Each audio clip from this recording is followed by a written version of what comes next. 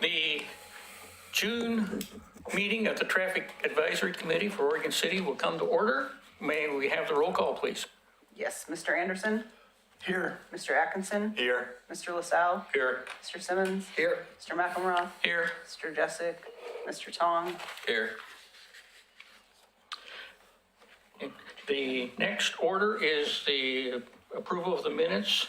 Do we have any changes, alterations, additions, subtractions, or anything that needed to be done to add to the minutes? Hearing nothing. I move we approve the minutes of May 21st, 2019.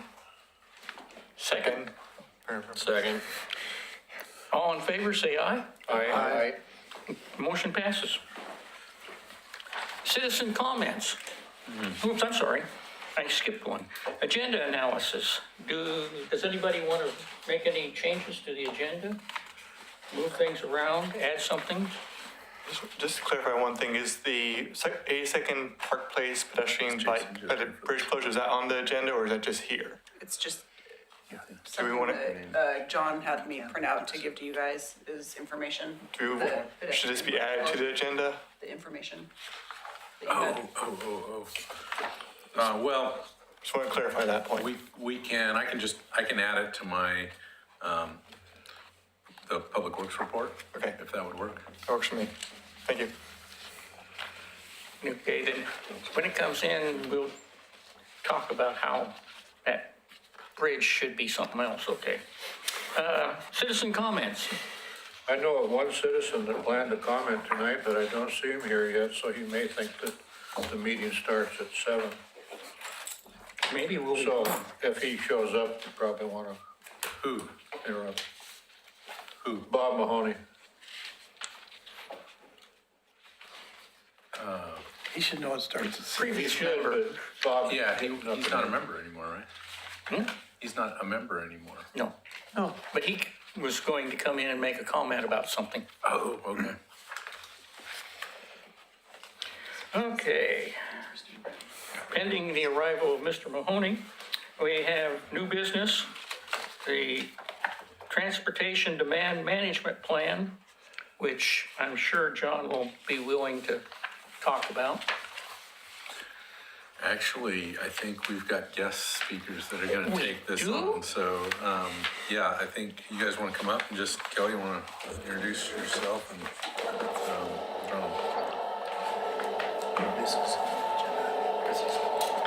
Hello, Transportation Advisory Committee. My name is Kelly Reed. I'm a planner with the City of Oregon City, and I'm here with Rick Williams, one of our consultants. Would you repeat that now that the screen's down? My name is Kelly Reed. I'm a planner with the city, and I'm here with Rick Williams, who's been working on behalf of the city with us on the Transportation Demand Management Plan. So we've got a bit to share with you. We've talked to you in the past. Maybe not everybody that's currently on the Transportation Advisory Committee, but we've talked with the committee in the past about this plan when it was first adopted. And now we're here to give you an update. So I'll let Rick take it from here. Thanks, Kelly.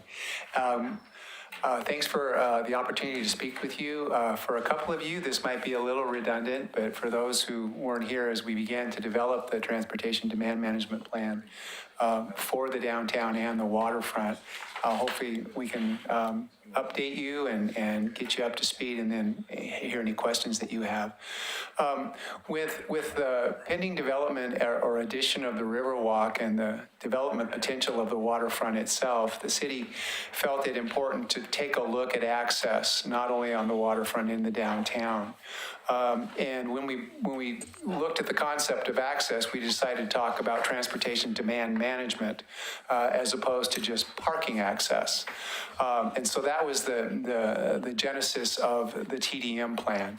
And then this. And so one of the reasons we wanted to broaden it to TDM, because when people think of capacity, capacity to get somewhere, oftentimes their first thought is only, how am I going to get there in my car?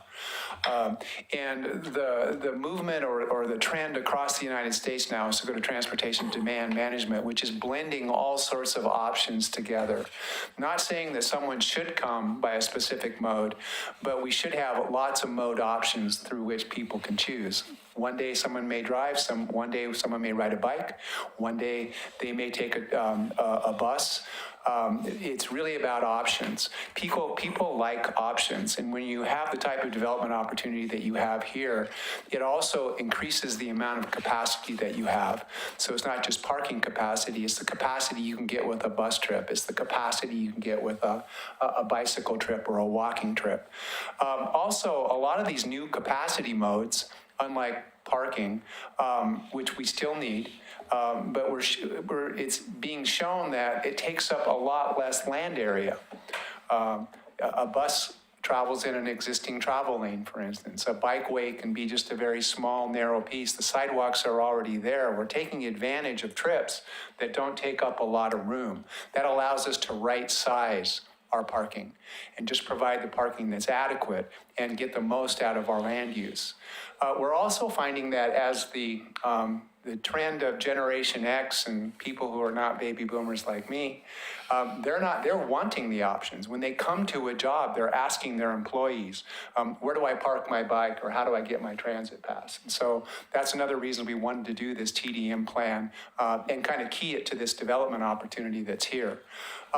We also know that there's a lot of people who are dependent on options. So for instance, lower income families that may have one car and two jobs, or lower income families that have no car and have to get to a job. And so there's reasons for that too, is that we need transportation options to diversify our labor force and also our residential community. And then finally, more and more research being done on cities that provide more options. And we're finding out that they score higher on the vibrancy scale of different sociologists and economists when they rank cities. And three of the top things about vibrant cities, among others, though, are walkability, connectivity, and affordability. And so TDM is as you can see, it's not only a capacity enhancer, but it also enhances the vibrancy of your community. The key principles of TDM is that parking works, TDM, transit, biking, walking, actually works best when you manage your parking actively. Oregon City already does. You already have paid parking. I can't tell you how many cities we work with where the first discussion is, will we charge for parking?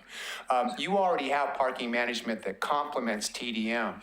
What we want to do, jumping down to that last bullet point, is transition to where more and more the cost of parking and the cost of TDM are equalized.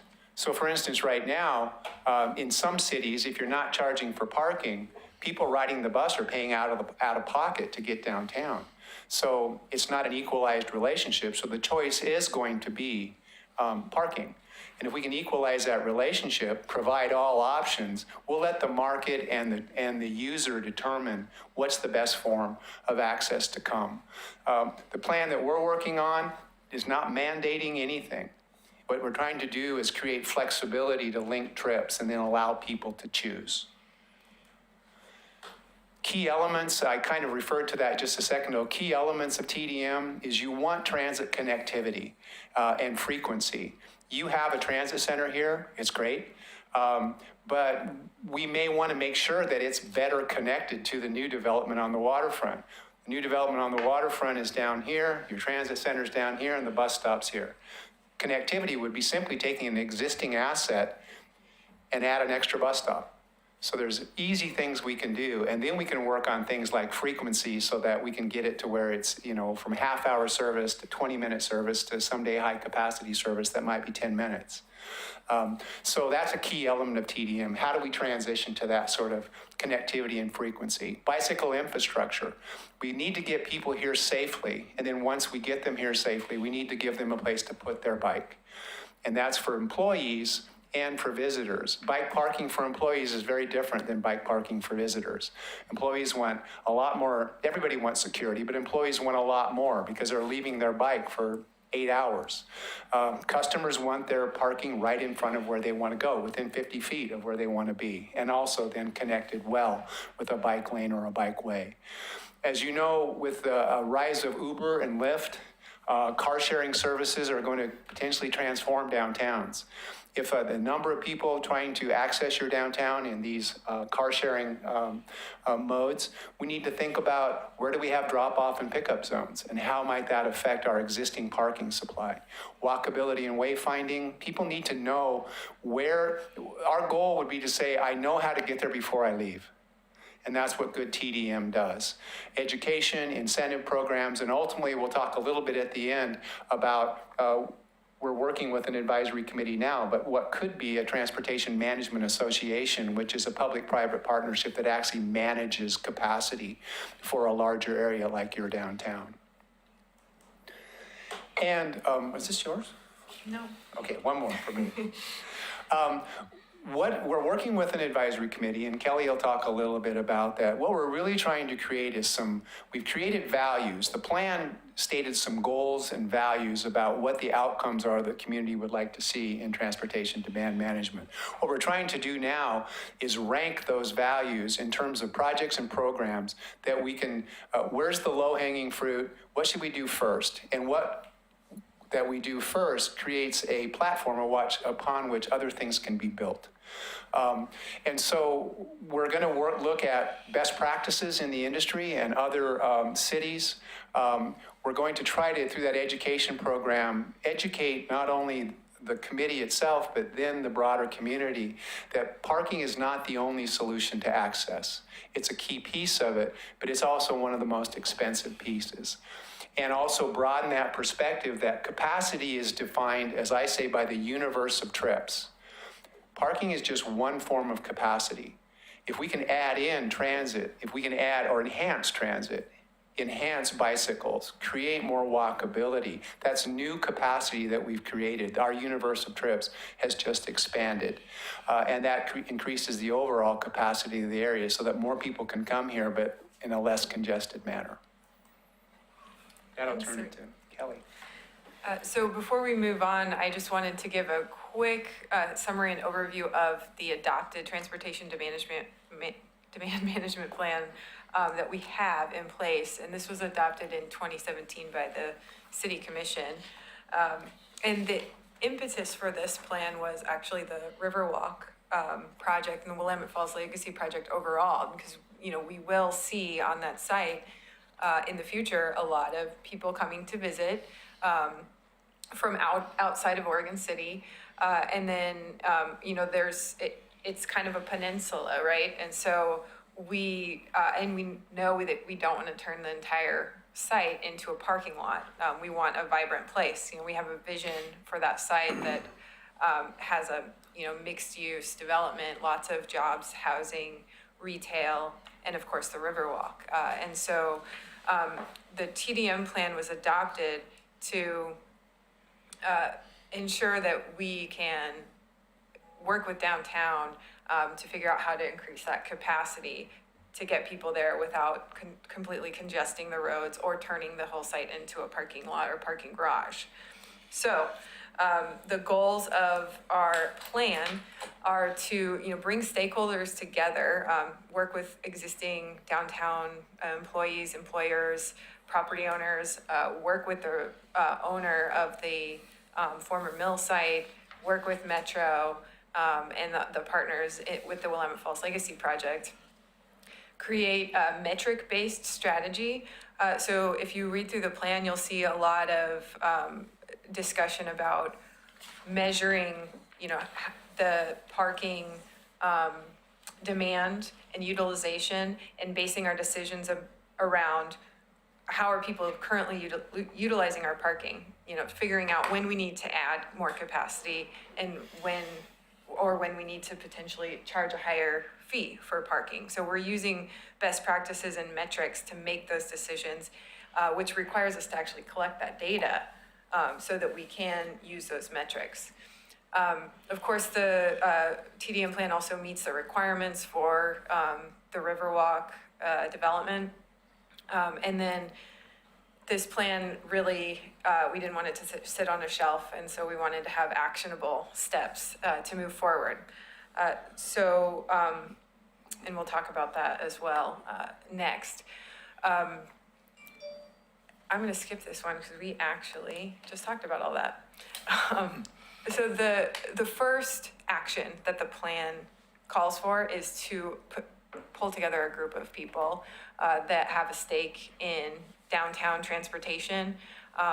We're calling it the TDM Working Group, and have this group really oversee all of the recommendations in the plan and all of those decisions as far as, we're collecting data, when do we make those decisions on in changing the price of parking or the hours of parking?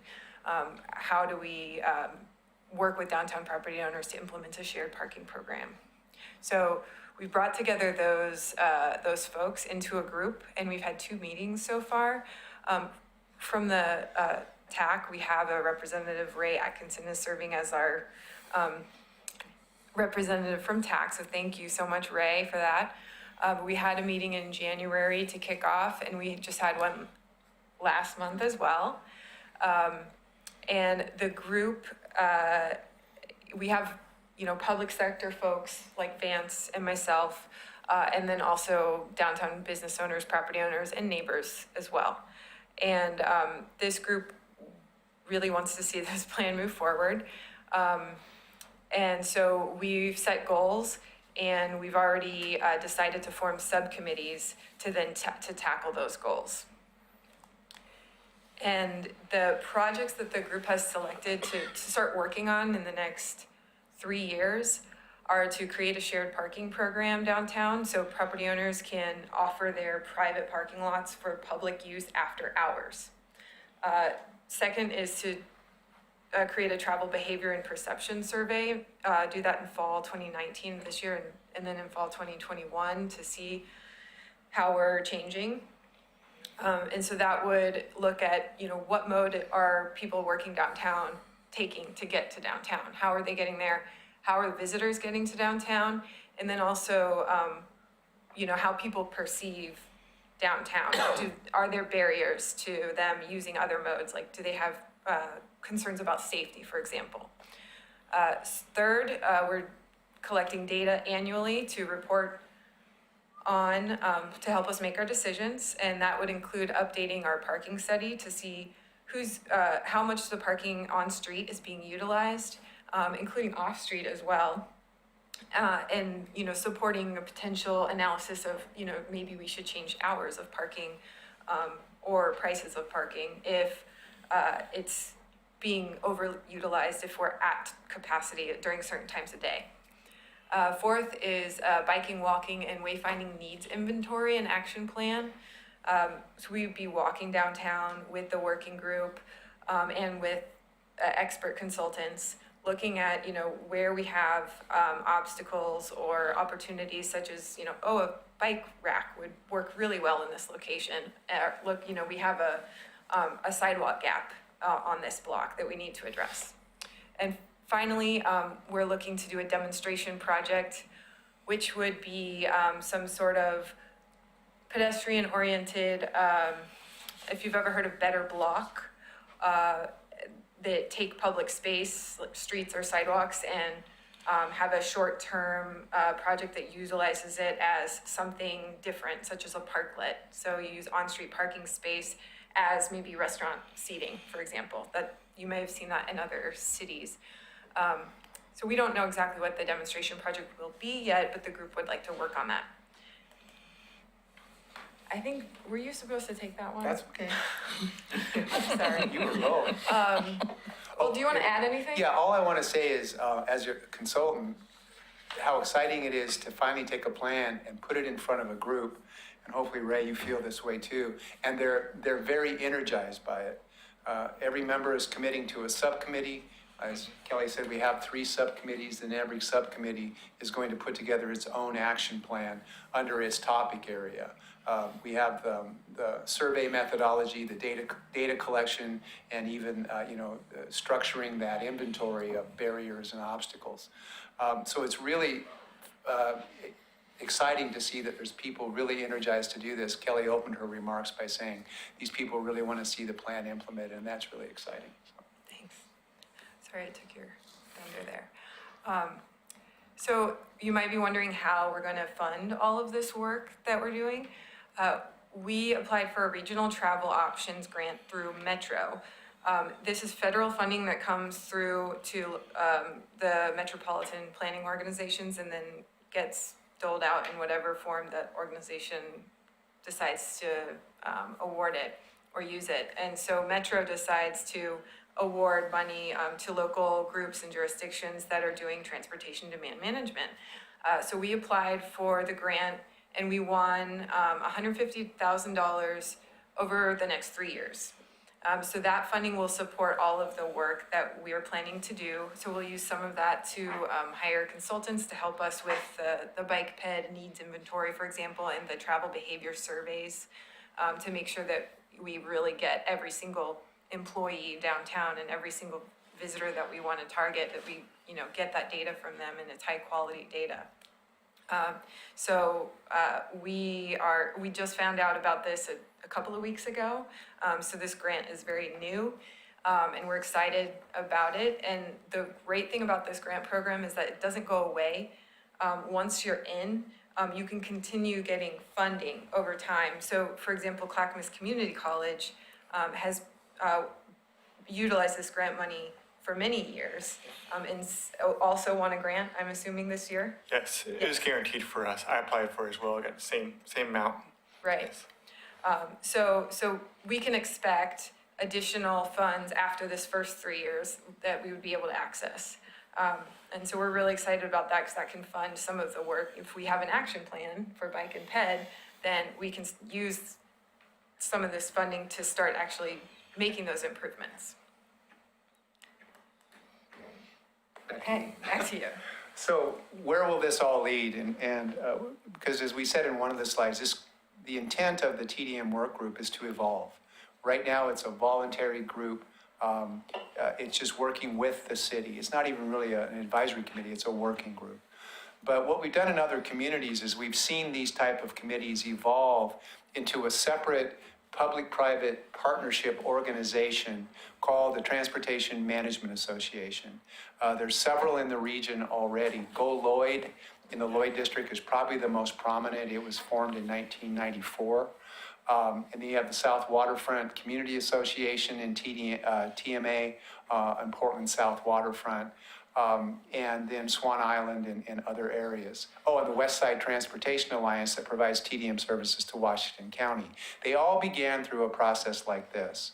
But what happens at that time is it takes the burden off the city. The city simply becomes a partner within a nonprofit organization whose key focus is TDM and that access and capacity management and capacity enhancement.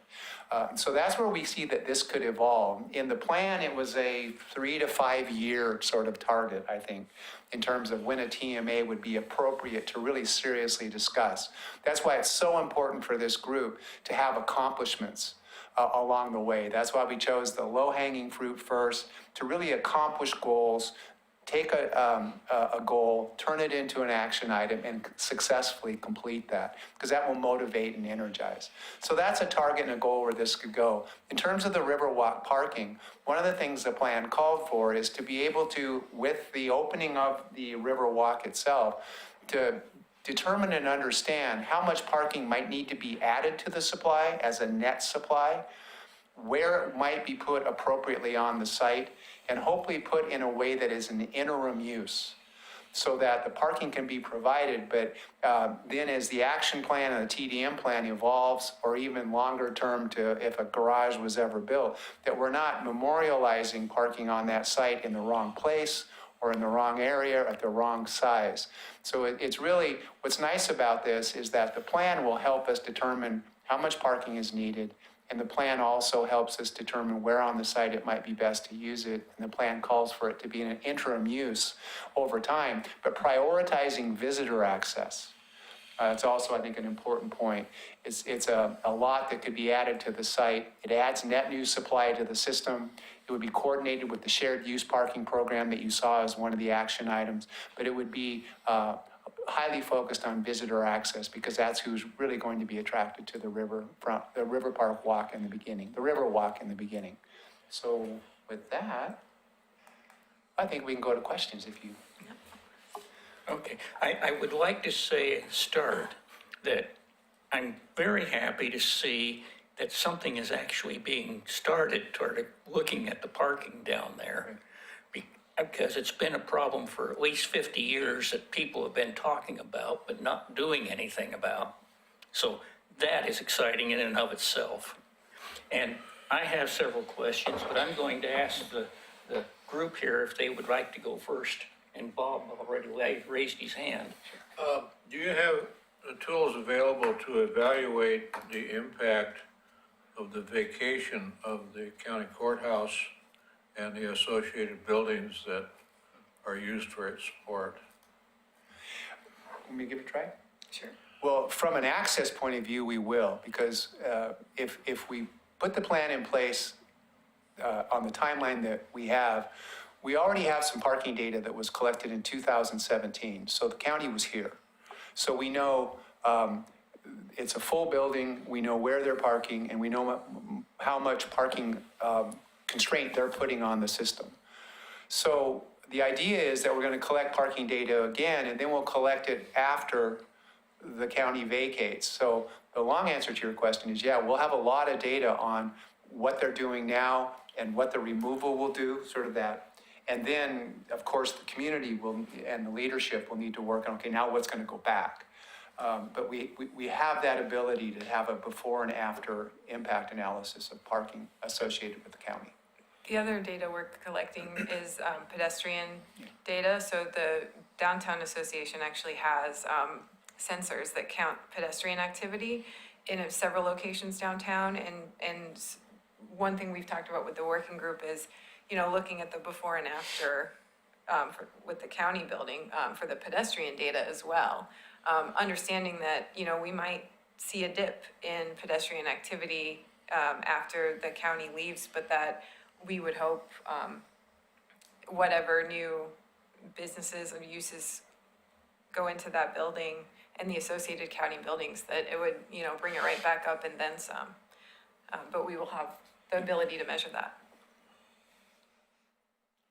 Mr. Anderson? I saw in the newspaper, it looks like the Confederated Tribes of Grand Ronde are trying to buy the Blue Heron site. I saw that as well, but that's the extent of my knowledge. Yeah, same here. So I would imagine they might be a candidate to be on this working group then, once that happens. Absolutely, yeah. They have, I think, a lot more financial capabilities than the current owner does. So that should be helpful. And the master plan for the site actually has requirements that both the Riverwalk and private development participate in TDM, the plan and, you know, incentive programs eventually when there's actually development on site. Just as a follow-up to his question, is the casino use in zoning approved, would that be a zoning problem? Under state law, it would. Well, not if it's an Indian. According to the article I read, No, they're not allowed to They're have only allowed to have it on one Indian casino property per and one state. per state. Yeah, it's mentioned. Yeah, Same thing. I think They've that already state, got the Grand Ronde. And they've already Yeah, got already got the casino, ground. yeah. Yeah, they're not I think gonna be that no state casino. law would override any local Okay. land use authority. Moving on. Yeah, good question though. Do we have an idea of what the soonest occupancy or opening of a phase one in that particular area would give us a timeline of when the parking needs to be at least en route? Right, the groundbreaking for Riverwalk Phase 1 is planned for next year. And I believe I think it's a 2-year construction expected. So, you know, 2022 would be when we might see Phase 1 open with that interim parking lot that Rick mentioned. Okay. And so what exactly are you, other than presenting us with this wonderful information, are you seeking from us? We're not seeking anything. We were just asked to give you an update. So I think this topic had come up at previous meetings and there were some questions about what is this TDM group anyway? So we're just here to let you know. And then, of course, hear any feedback from you or any suggestions as well. Ask one other question. So, given the other examples of communities you've worked with, have you seen some things that look like they would fit with the TDM for our downtown plus the Blue Heron site once it gets full? Some practical things that work at that level? Oh, absolutely. Communities that come to mind, and I think they're, in some cases, they are actually starting behind Oregon City. Hood River, for instance, is seriously looking at TDM because their only form of access right now is by automobile. They don't have a transit system and just the uniqueness, but they're a very high destination place. And if you develop your waterfront, they're moving forward with wayfinding systems, information systems, shared parking systems, and communication systems on how to get to and from Hood River. Bend, Oregon, even though much bigger, I'm trying to think of high destination areas. You guys are already a high destination area because your last parking plan says you're pretty dense here in terms of your access. I think Bend can provide a lot of examples of programs, education, wayfinding, pricing systems. You're ahead of Bend now because they don't even price their parking yet. So I think McMinnville is another great, it's a classic Main Street city, not as high destination, but the wine country, entertainment, events. So yeah, we have a lot of good examples of programs that I think McMinnville definitely is a good example of not only trying to create new capacity where they haven't in the past, they're always relying on parking, but it's a Main Street city and you're a Main Street city too. And that Main Street focus is really important to Oregon City. So I think those are three I could give, but there's a lot more. But I think there's a lot of practical, I like your term, practical things out there that are not high cost, which is not, our low-hanging fruit is to go the lowest cost with the biggest impact. I think there's cities out there we can take a lot of examples from. Do we have any local communities that have done the private parking lots transitioning overnight after hours that we can look Gresham. at, or is that something we need to beta test with? Well, I think you're still going to be somewhat of a beta test, but Gresham is doing it. Ashland, Oregon is doing it with some of their, and Ashland has the Shakespearean Festival. So there are cities that have done it. The key to it, and we talked to the committee about it and already got the work group about it and already have some excitement in it. It needs to be a peer-to-peer relationship first, business to business. The city provides the data, provides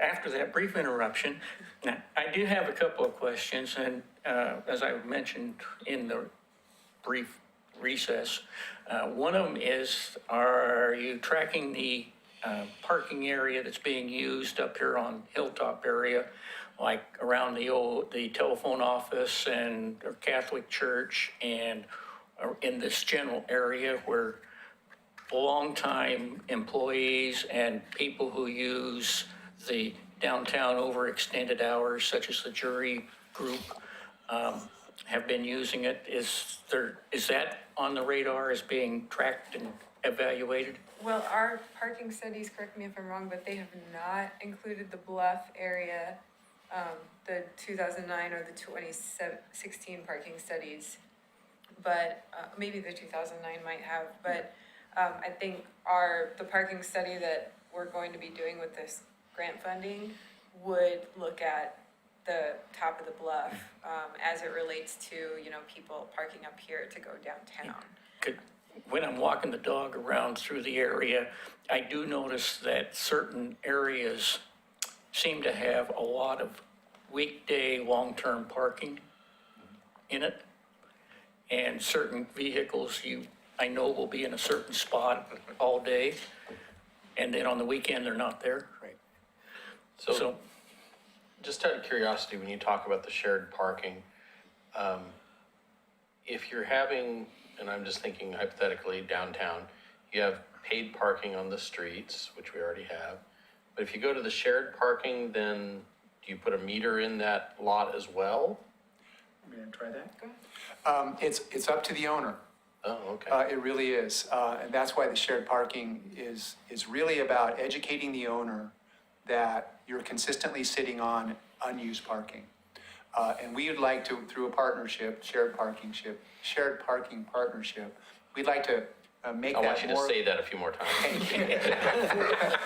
We'd like to make that available to the general public when we know you're not using it. Now, their choice could be simply to put a sign up, and some cities do this. They just put a sign up at specific hours of the day, and it just says customer parking, or something to that effect. And customers can just go in there and park. Over time, we've seen that evolve into an owner will decide to put a pay station on their lot. Again, back to the original goals, no mandates, flexibility, volunteerism. As long as they're into the community. shared parking plan, while they do it is, Yeah, you're so happy. I think starting out, it would be just to test it, get people comfortable with people coming in after hours or on weekends using their lots, because there'll be issues of who's using it, is there litter, all those things that can be addressed. But then over time, I could see it evolving into that, where it could become an opportunity for an owner, as well as then it complements the on-street system, which is already pay to park. Well, I wouldn't see that as an issue so much though, because most of the businesses that would offer the use of their parking lots would be after 5 o'clock anyway, and there's no charge for parking after 5. Right. True. Right. But it's a really good point, Commissioner LaSalle. I think the thing that could happen though is some of those parking studies that we do may find that we need to enforce later in the evening. That's why I'm saying, I think what we really wanted to do is just start. Get some leaders, get some, we call them champions, to give it a try. But I think the evolution could go to where, well, kind of your thought, it could evolve to that. I just want to add something to what you said about the expand beyond just downtown. Even though what I do with my grant is focus on the college campus, we also have people who are trying to get to campus. So I think working with the city on, hilltop areas, west of the campus where there's no transit service, those areas can be a partnership with the city and the college to do TDM for that area. So I think beyond downtown that the college can assist with that because we have a TDM grant for that. That's great. It's a really good question.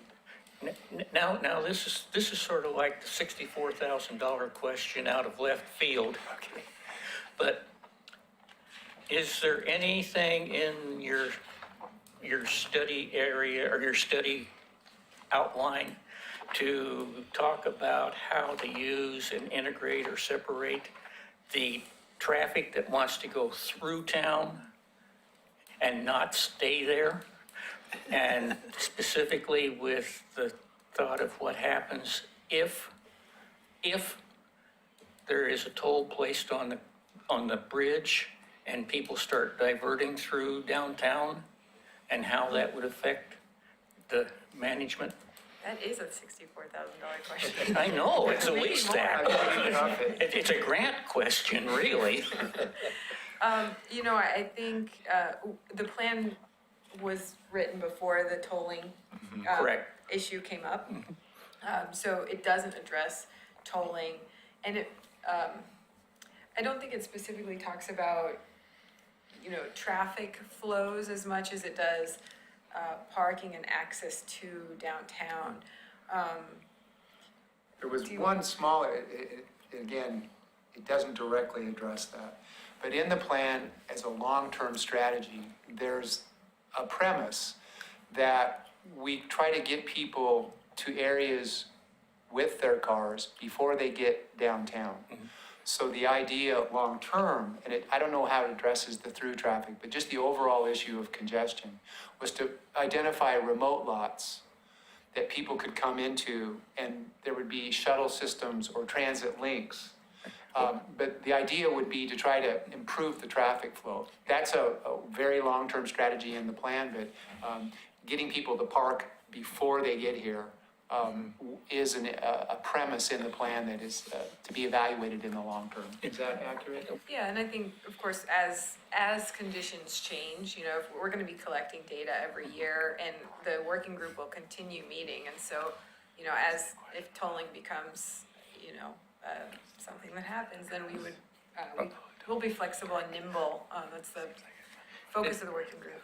The question came up because at our last meeting, Vance very helpfully gave us some traffic counts of traffic coming over the bridge and splitting and going up Railroad and going out south of town. And that should only increase.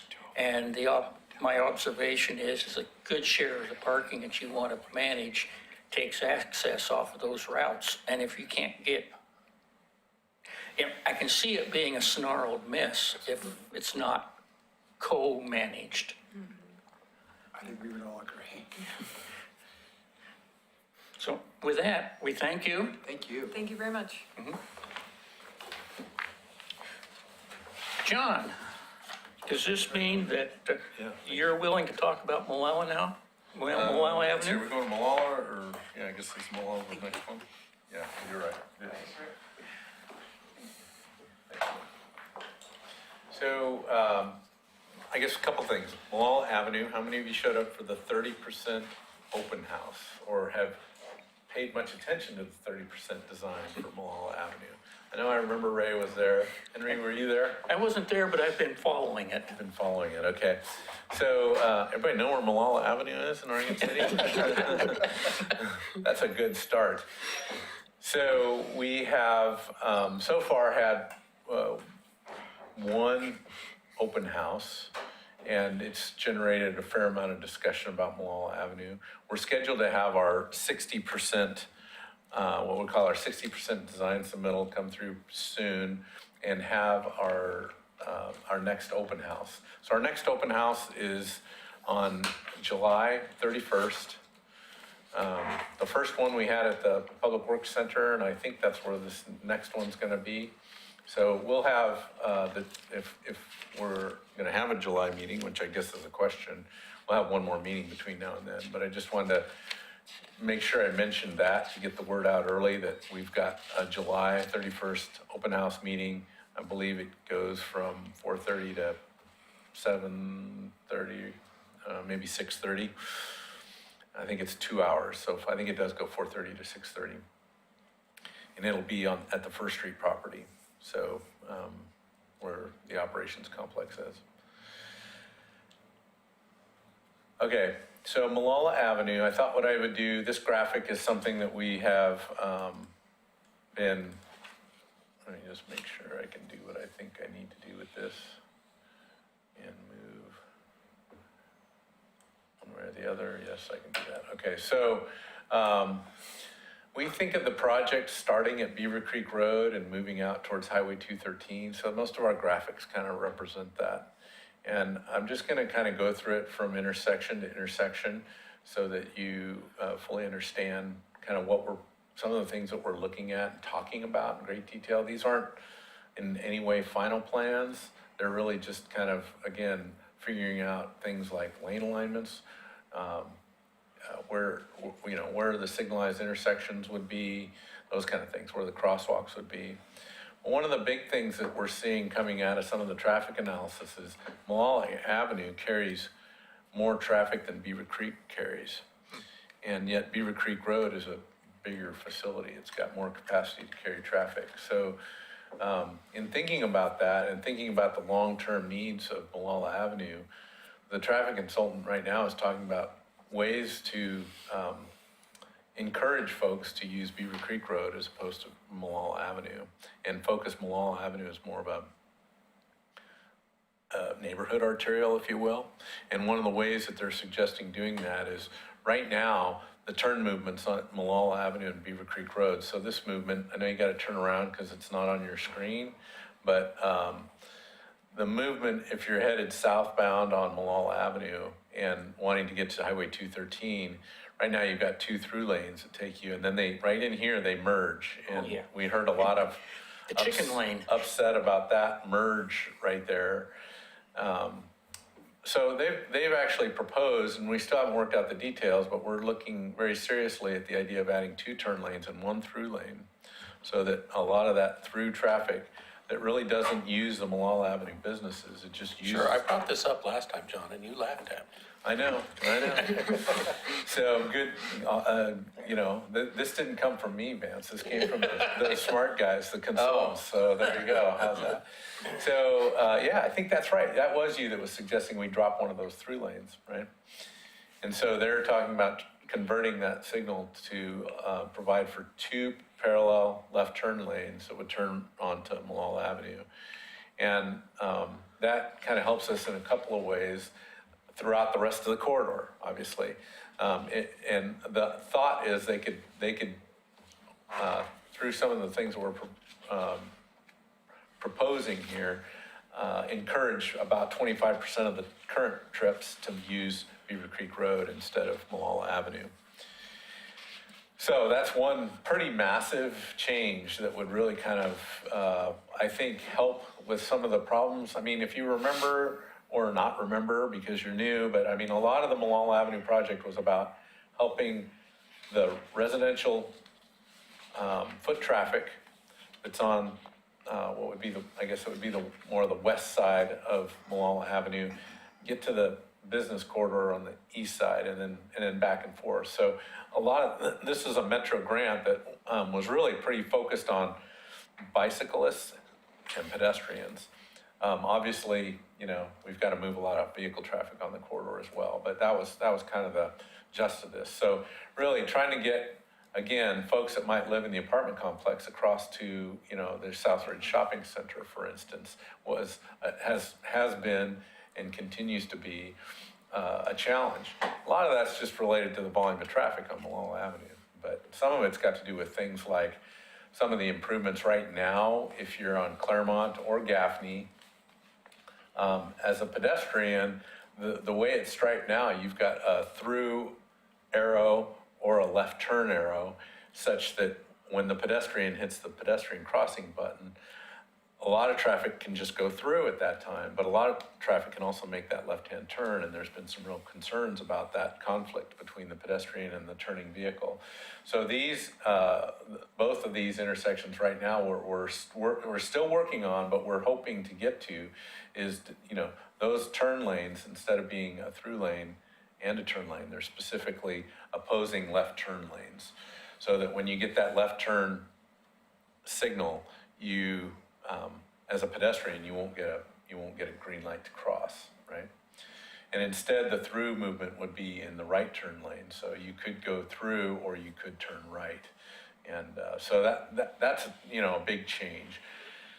The other big change in this segment is what we find is because of especially as the county campus continues to further develop, the need for the storage in this turn lane gets greater and greater. And in fact, someday we expect dual turn lefts here as well. And we're not proposing to pursue those right now. There's some right-of-way impacts on this side of the road that we're still talking about, but right now they're showing it as one much longer turn pocket. And one of the controversial issues that's kind of come out of this is if you want to call it the Wells Fargo or the Black Rock Coffee. Black Rock Coffee. That driveway, right now, folks can get in that middle turn lane. There's no median there and turn in all directions, right? You can, off of Malala, you can turn in there from any direction, and out of the driveway, you can turn in any direction. And this plan prohibits that to right in, right out, which is a pretty big deal for the access to Southridge Shopping Center. They have a dedicated signal here, but it obviously sticks them at the back side of the building. But they've also got this lot right now, which is currently currently signed right in, right out. But the idea in this plan would be to allow that movement to happen. So limiting this, for one, we're trying to get a pedestrian crossing in here. We're showing spacing because, again, pedestrians aren't often using the signalized intersection. They're just crossing wherever they want to. So we're trying to break up these long blocks with these mid-block crosswalks. That was a big part of the grant. And again, to put a pedestrian right here and allow all the exit and entrance movements here makes for not a very safe crossing. So that's a pretty big deal. Again, we talked about the Claremont and the Gaffney intersection. Here again, we've got some driveway issues that we're trying to work through. Right now, we're showing a hardened median, and by hardened, I mean a raised median. So we're not looking at a lot of landscaping in these medians right now. We're just talking about more of a kind of a concrete, or, you know, there may be some landscaping in them, but pretty minimal. And definitely these kind of narrow curbs that prevent people from crossing in a vehicle, right? So that then is what we call access management. And those of you that have been around for a while, you know that medians sometimes feel like big government trying to control people and keep them where they come from going where they want to go. Some people see them as just, you know, ways for the city to beautify the city with landscaping. In this case, this is purely about trying to manage traffic in a way that doesn't allow some of this cross-street access into these driveways that either is unsafe for other drivers, it's definitely can be unsafe for bicyclists and pedestrians, because you got these cars turning from any which way, right? Whereas Could you move it up again? I'm gonna work through that one, but that's the lower half of Malala Avenue.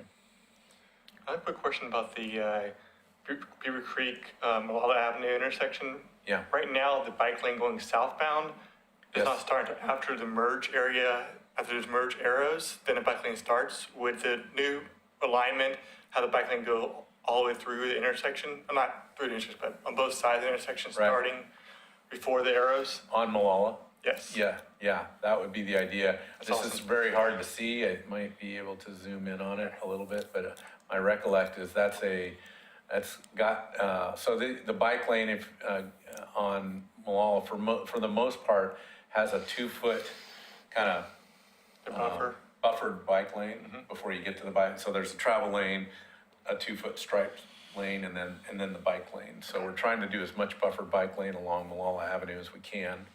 And so, yes, at that you. location. I want to say we have a little problem with that down below, but they may have resolved that. Okay. John, when you say that you're putting the little islands in to avoid the left turn lanes into the driveways and all that, because it's more accidents? Do you have statistics that show that there are more accidents? We have some accident statistics. I don't know them off the top of my head, but the idea for access management is that you're trying to keep those trips, Yeah. focus their turns at signalized intersections for the most part. Now, we've got if we were designing this street section brand new, it would be much different, right? We'd have intersection spacing that would make a lot more sense. We're trying to retrofit an existing facility with a lot of existing businesses and those business accesses. But Malala Avenue for years has had an access management plan that has kind of showed how Malala Avenue would develop out. We're taking that plan and using as many of those elements as we can.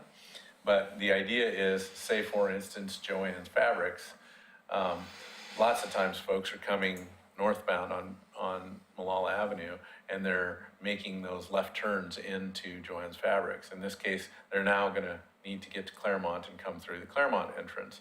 Or if they're headed southbound, they'll have the ability to make that right turn in. And if they're coming out, they'll have the ability to make the right turn out, but they won't have the ability to cross that hard median. And that, again, John, for me is, you know, those in and out movements. Obviously, if there's a bicyclist here, that still could be a problem if they're making a right turn in. But the bicyclist doesn't have to worry about this car coming, look targeted closely at the driveway and crossing right in front of a bicyclist or into a bicyclist, right? Or a pedestrian for that matter. So that's kind of that's the real reason for medians. That's the main reason for medians. And so again, we've got pretty reasonable spacing here between the two crosswalks. We want to establish, if you're familiar with Gaffney Lane at all, right now this crosswalk is non-striped. So you can cross across Gaffney on this side and across Gaffney on this side, and you can cross Malala here, but there's no pedestrian crossing opportunity there. With the dedicated left turn lanes, we feel much better about putting that crosswalk in, even though it's at a diagonal, right? That's the other problem with this existing road configuration is all these or all these cross streets have a little bit of weird angles to them, right? And that's proven to be, actually that's proven to be deadly at Malala and Pearl. So we need to be, cognizant of that. So we're trying to be careful about that. And, the difference is we think we can establish enough room here for that center turn lane. And on Pearl, we don't have that option. John? Yes. On some of these, like especially at Gaffney, is it possible to go to an all-stop on the signal and a scramble on the pedestrians? Maybe possible. I don't know that that's conventional. What we've been talking about for Pearl is maybe giving that pedestrian a 2-3 second lead time to kind of get off the curb and get, towards the center of the lane before they, and away from that driver movement. In this case though, again, there wouldn't be a movement other than a right turn movement that should be a conflict for that pedestrian. And right turn movements is quite possibly the one that kills, because if the right turn movement, but if I'm checking for traffic from the left and I don't see who's stepping out on my right, it's a bad scene. Yeah, well, crossing Malala Avenue is never gonna be, Right. It's never going to be good. that's the one point we've been making with the Pearl Street intersection is, if you're a pedestrian, Yep. even though you have the green light, there's really, You still need to know. you need to be making eye contact and you need to make sure they see you, when you're crossing the street. A 2-ton car still outweighs you. Yeah. I have a question that may or may not be something that's included in here, but, so if I'm understanding the Gaffney, Malala proposed traffic signal modification, you're gonna have dedicated left turn lanes. Yep. So like if I'm driving down Gaffney and coming to the Transportation Advisory Committee meeting, I get in a dedicated left turn lane, and then myself and the car opposite me, we have a turn signal that goes that way. Yep, at It's the same different than time. now, Right. where it's chicken with whoever's coming out of Fred Meyer. So my question is, in this development that's to the south of Burgerville, a problem that I constantly see, because I go down this road a lot, is if you, drivers who will be coming off of Malala, turn a right turn onto Gaffney, and then they want to cross the traffic to go into that Shopping the area. shopping area there. Right. And, as near as I can tell from looking at the other intersections, it's the only one that has that. And I don't know if there's a way to address that, because, boy, let me tell you, if there's traffic there, trying to go down towards Fred Meyer and it's backed up a couple cars, what happens is someone turns right and they immediately stop because they're trying to turn left to go into that parking area. Well, if you're coming down Malala and gonna turn right, you can't see them until you turn the corner, and then all of a sudden you're looking at a tailpipe. And it's also bad if you're leaving that area and want to make a left, because you'd be going across 2 lanes of stopped traffic. So on Gaffney Lane, where that left turn lane, you've got a yellow line, that's the divider. Those low curbs you're talking about for the left turn off of Malala into Fred Meyer, if you just put right there, if you just put a low curb there, that would prevent left-hand traffic from going into that shopping Yeah. mall. It I also don't know if you'd have the prevent room on left the turn street coming to do out, that. though, is the problem. But that's the other way is to come in off of Malala and go out off of Malala. And then you're talking about making a left-hand turn going onto Malala Yeah. out of there, and you can't do it. makes perfect sense Unless you have blocking them it. drive through the parking lot down to, To With the- O'Reilly and or, Garden Like Lake. Garden Meadow or Lane, whatever it yeah, is down yeah. there. Garden Meadow. yeah, that's the only way Well, out. I think it's a good point, and one that we might share with our consultants. That's kind of what we've been looking for, is good community feedback. I've heard some concerns about just Burgerville's a tough situation because Oh, yeah. this median then just kind of prevents people from getting out of this driveway. So, how do we deal with that without overloading Gaffney Lane with, some trips and their parking lot just isn't that conducive. So we're trying to work through some of those kind of issues. The real problem that you're bringing up is that this driveway is just much too close to the intersection. Correct. And there's no way to move it because the building's too close. Right, yeah, so, good point, but I think, I wouldn't say that there isn't a solution, because, I'd offer that to the project team, so I'll share that with them. John, we've got a signal that's proposed at Fur, that might help that situation out. It may, one of the challenges that we found with some of these properties in this area in particular is we don't have cross-property access easements, and, so can we solve that with this project? Maybe not. We're working on it as we're talking to those property owners, but it would be, you're right, it would be better if we could kind of allow folks to utilize this. There will be a new access here, so could they utilize that? That'd be a much better route for them. John, as long as we're on this picture, I'd like to point out too that Joanne's entrance off of Claremont, that driveway apron ought to be rebuilt. I don't think I can get into that parking lot off of Claremont with my Miata, because I think I will scrape the front end because of the sharp angle of that, not to mention the lowness of the car, but the sharp angle of the driveway approach is way steeper than most of them around there. I think Ray would tell you to ride your bicycle. Well, I know he would. And I would if I could get up the hill with it. Yeah. One of the reasons I traded in my old car. Okay, so moving on here, in the interest of time, but great comments. So any of those kind of comments you guys come up with, whether it's here or tonight or later, let us know. First Street, of course, there's no signal there now.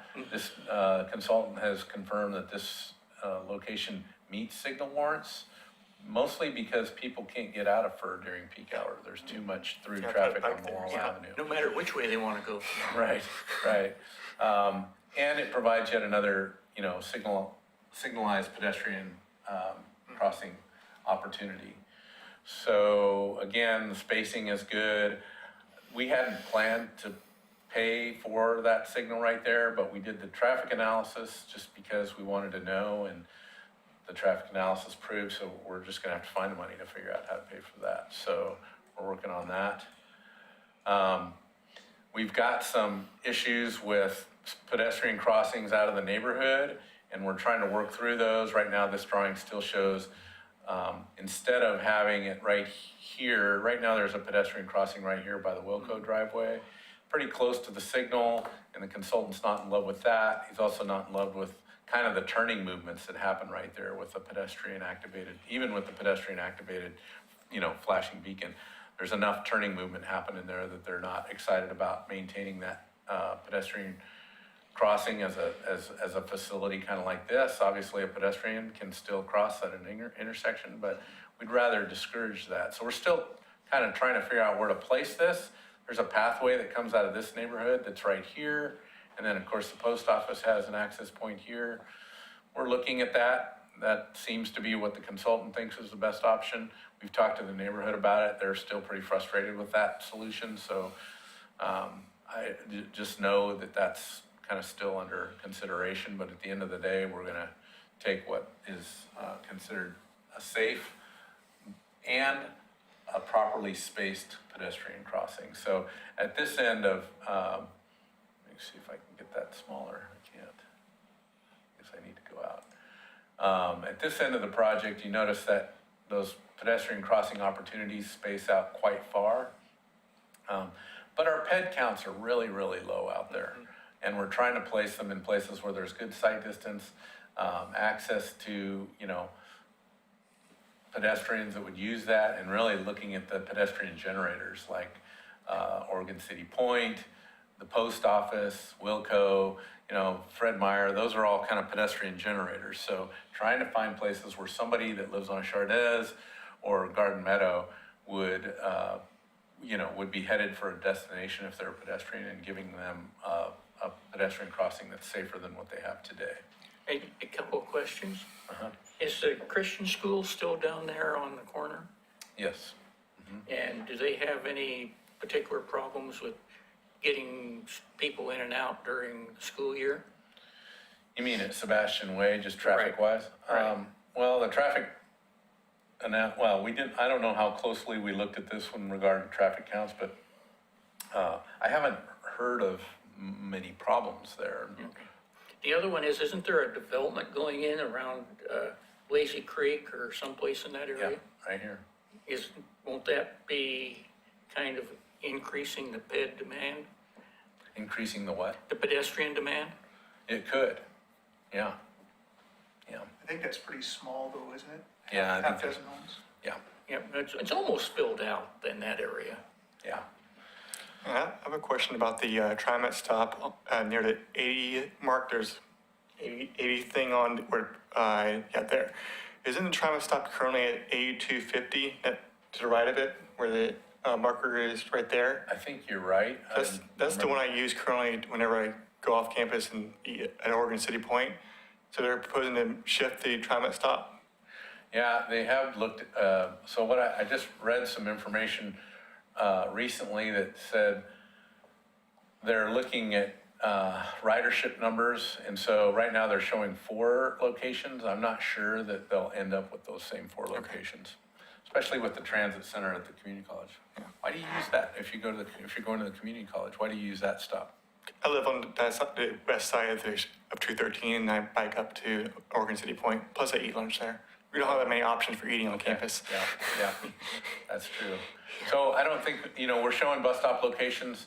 How many of those end up there? The main thing is TriMet is trying to put bus stops on the far side of an intersection so that they get through the intersection, pull into probably the bike lane, make the stop, and then move on.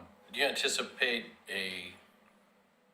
or maybe rephrase that, once this is completed, you expect the traffic speeds to drop, or I think so, because or maybe not the posted speeds, but people to actually pay attention to the posted speeds more? Well, I suspect, once we get through these, we'll reach out and kind of let things stabilize. We'll reach out to ODOT to do a traffic study.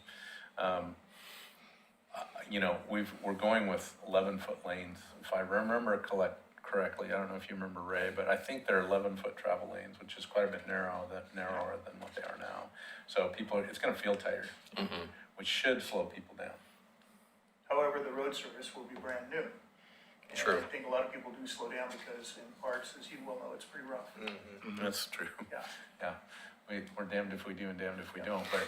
Yeah, but you're gonna have an additional Pretty much. signal as well. Yeah. I see at the far right side of this drawing as well that the bike lane has been shifted to, I think, the correct location, because it currently is bike lanes to the right of the right turn lane, and looks like it's been updated to be on the left side of the right turn lane. Yes. Good, that makes my life easier. Yeah. We've also talked about kind of a gateway feature down here that may show up in future design elements, but, and then, we were successful in getting a grant for a cross-street banner location. So I don't know where that's gonna go, but somewhere in this area probably is what we're looking at. And the only other thing I wanna say is, the construction impacts of this one. So, all these things, I think, are important issues for the long-term design, but for the most part, Malala Avenue in its entirety will be completely rebuilt, and by completely rebuilt, I mean section and everything. So it's an old highway section, it's got concrete panels that are the old county market roads that were in back in the day when the wagons used to run through town. So the geotechnical expert, given all the bus traffic, is suggesting that we completely core it out, put in fabric barrier, re-rock it. It's gonna, and then before we do any of that, we've still got, I wanna say it's an 18-inch water line that's being constructed from one end to the other. So, all that traffic that we're trying to move onto Beaver Creek Road, I think is gonna find its way there anyway, just because they're not gonna want to be in the, Malal Avenue while it's under construction, and hopefully they'll figure that out. And, while we're trying to, build a pretty significant, and impactful construction project. What's the, oh, sorry, go ahead. Hey, John? Yeah. What, I'm going to suggest that you suggest to the traffic design, to the street design people that they think about some cement treated base on most of this. I think it'll serve you better than the fabric will. Okay. What's the estimated timeline on a final version of this and maybe implementation? So again, I'm gonna mention it again, just so people remember, but the 60% open house meeting will be on July 31st. Okay. The design phase goes through the end of the year. And construction phase, the idea would be it'd be out to bid in early 2020. And, start at, it's gonna take at least the rest of that year to get this thing built. And because of the paving season, I kind of question how that's gonna play out. So I haven't looked at the schedule in a while, but we were supposed to, I think we're supposed to complete this by the end of 2020, but. And how does this coordinate with the Myers Road Extension project? Because they're really close to each other, and I think they're about the same timeline. So is it possible to have two projects in the same area being done at the same time? Yeah, it is possible, although the Myers Road project, which can we? Oh, sorry, I was just. Or you guys have any more questions on this one here? Yes, So, okay. it was brought up before, a possibility of underground utilities. Was there any success on that? The success we've made with the utilities is the poles won't be in the new sidewalk so most of the utilities are on the side of the project that we're building. A lot of the sidewalks on the east side, or the Fred Meyer side, if you will, the Cooperstown side, most of those are gonna stay as existing sidewalks. But we're pretty much replacing everything on the other side. And so, those are gonna be 10-foot sidewalks, and there won't be utility poles in the middle of the 10-foot sidewalks like they are today. So they're all gonna move out, but they're not gonna go underground. We are trying to work with them on service crossings, but it's a project expense that we would have to absorb, and by adding that First Street signal and some of the other things that we're finding with regard, the add of the full reconstruction of the roadway is a pretty big add. And we may not have to do all this end of the project, but I'm kind of forgetting what we ended up with on that. But just because of the heavy truck traffic and bus traffic on that corridor, we want to build a facility that Jason won't have to worry about throughout his entire career. So just to touch on the Myers Road one, since that's on my list too, we open bids, award bids. I've got in my notes here a little bit of an update on that. We do a pre-con on the 25th of June, so that's next week, right? Yeah. So next week we do a pre-construction meeting on that project. So we've got a contractor on board. Test my memory here. I think the project bid award came in at 7.2 million, which was within what we were expecting, a little lower. It's Canby Excavating, so they're a local company. They're good. And we're excited about that one. So that one's moving forward. We haven't seen their schedule yet, but my thought is that they would start with the 213 work and the update of the signalization there.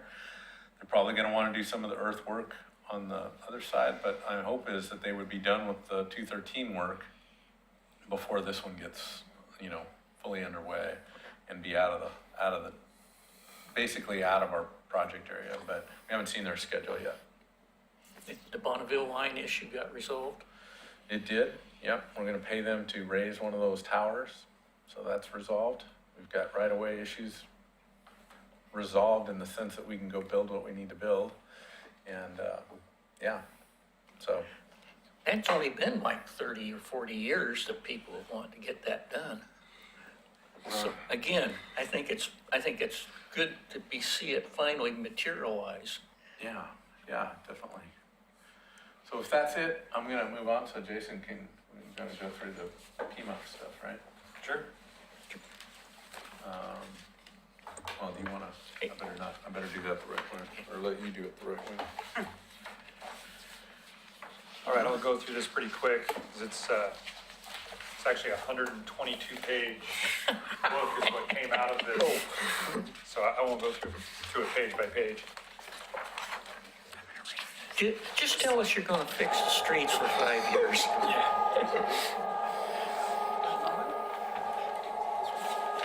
Oh, just kidding. Oh, I'm gonna lower it now. Okay. I'm just trying to screw stuff up, that's all. Okay.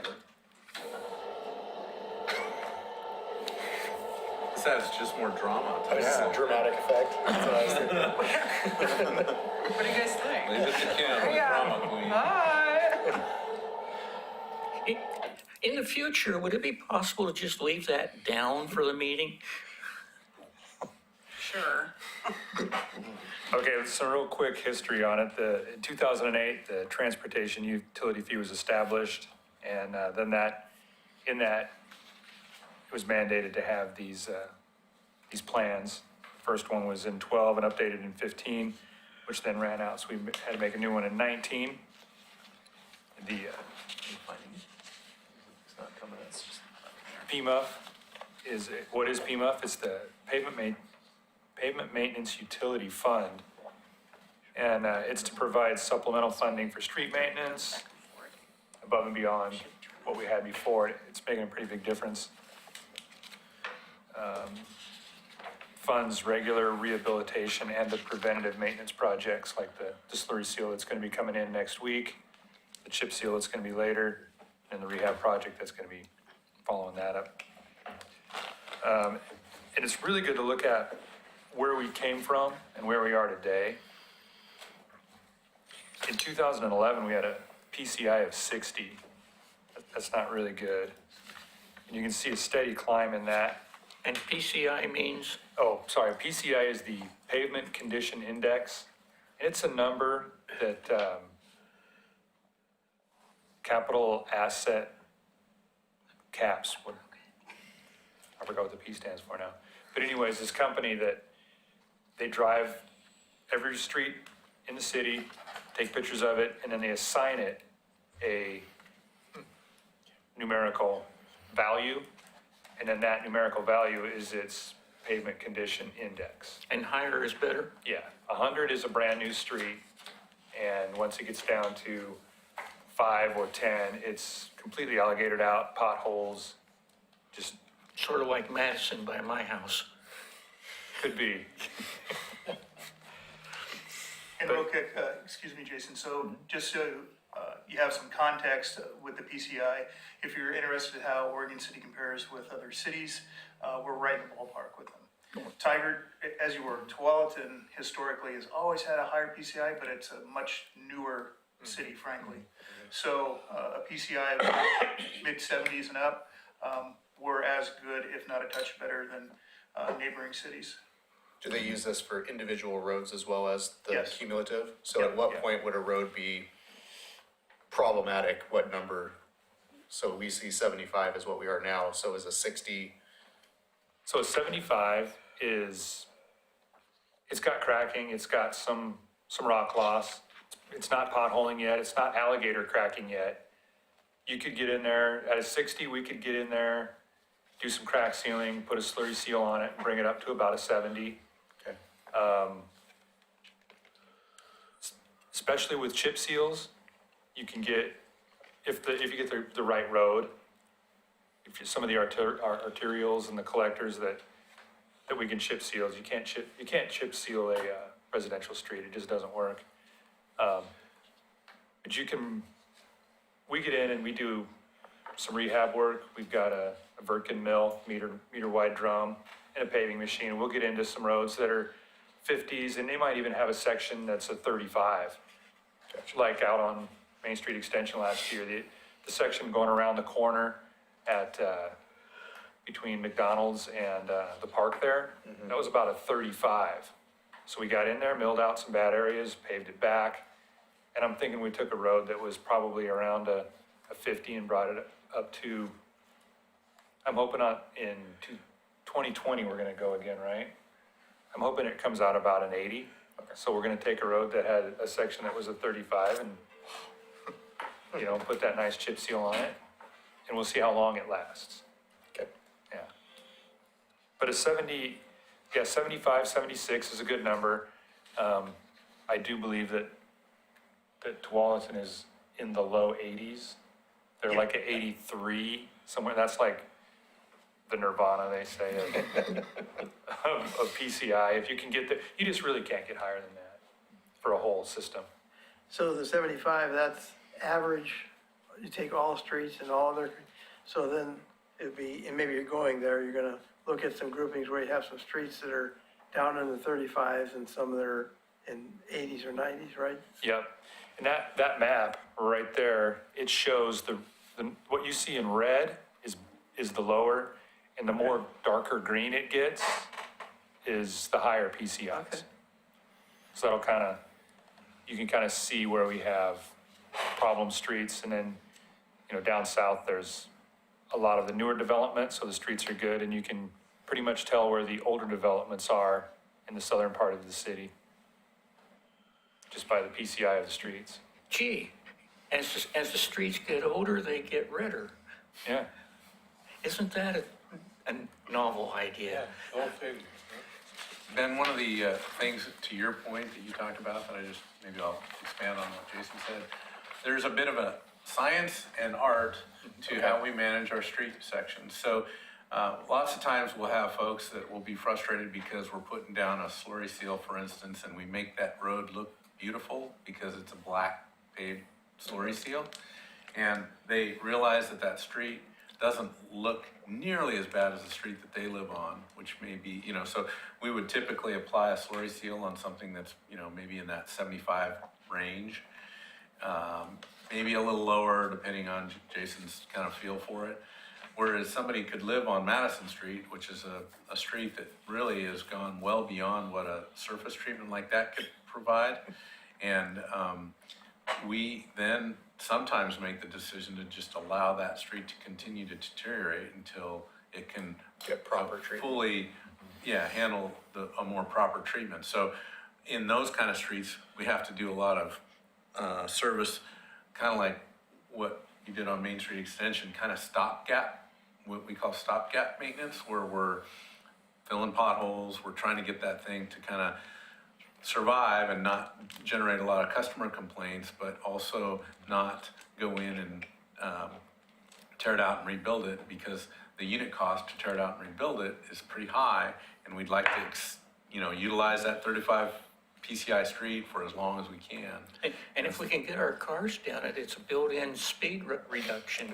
That's true too. Yeah, there's some value to that. But anyway, I mean, it's definitely, I think that's why this 5-year plan is so important to us, is that it helps us make those decisions. It does take a little bit of the burden off of staff when, somebody calls and says, why haven't you paved my street yet? We can kind of justify it with some of the science that we've applied here. And I might be getting ahead of myself here, but how do you triage the red and everything? Is it a customer complaint? Is it a more busy streets? Obviously, you're gonna get more priority outward, but is there a process to that?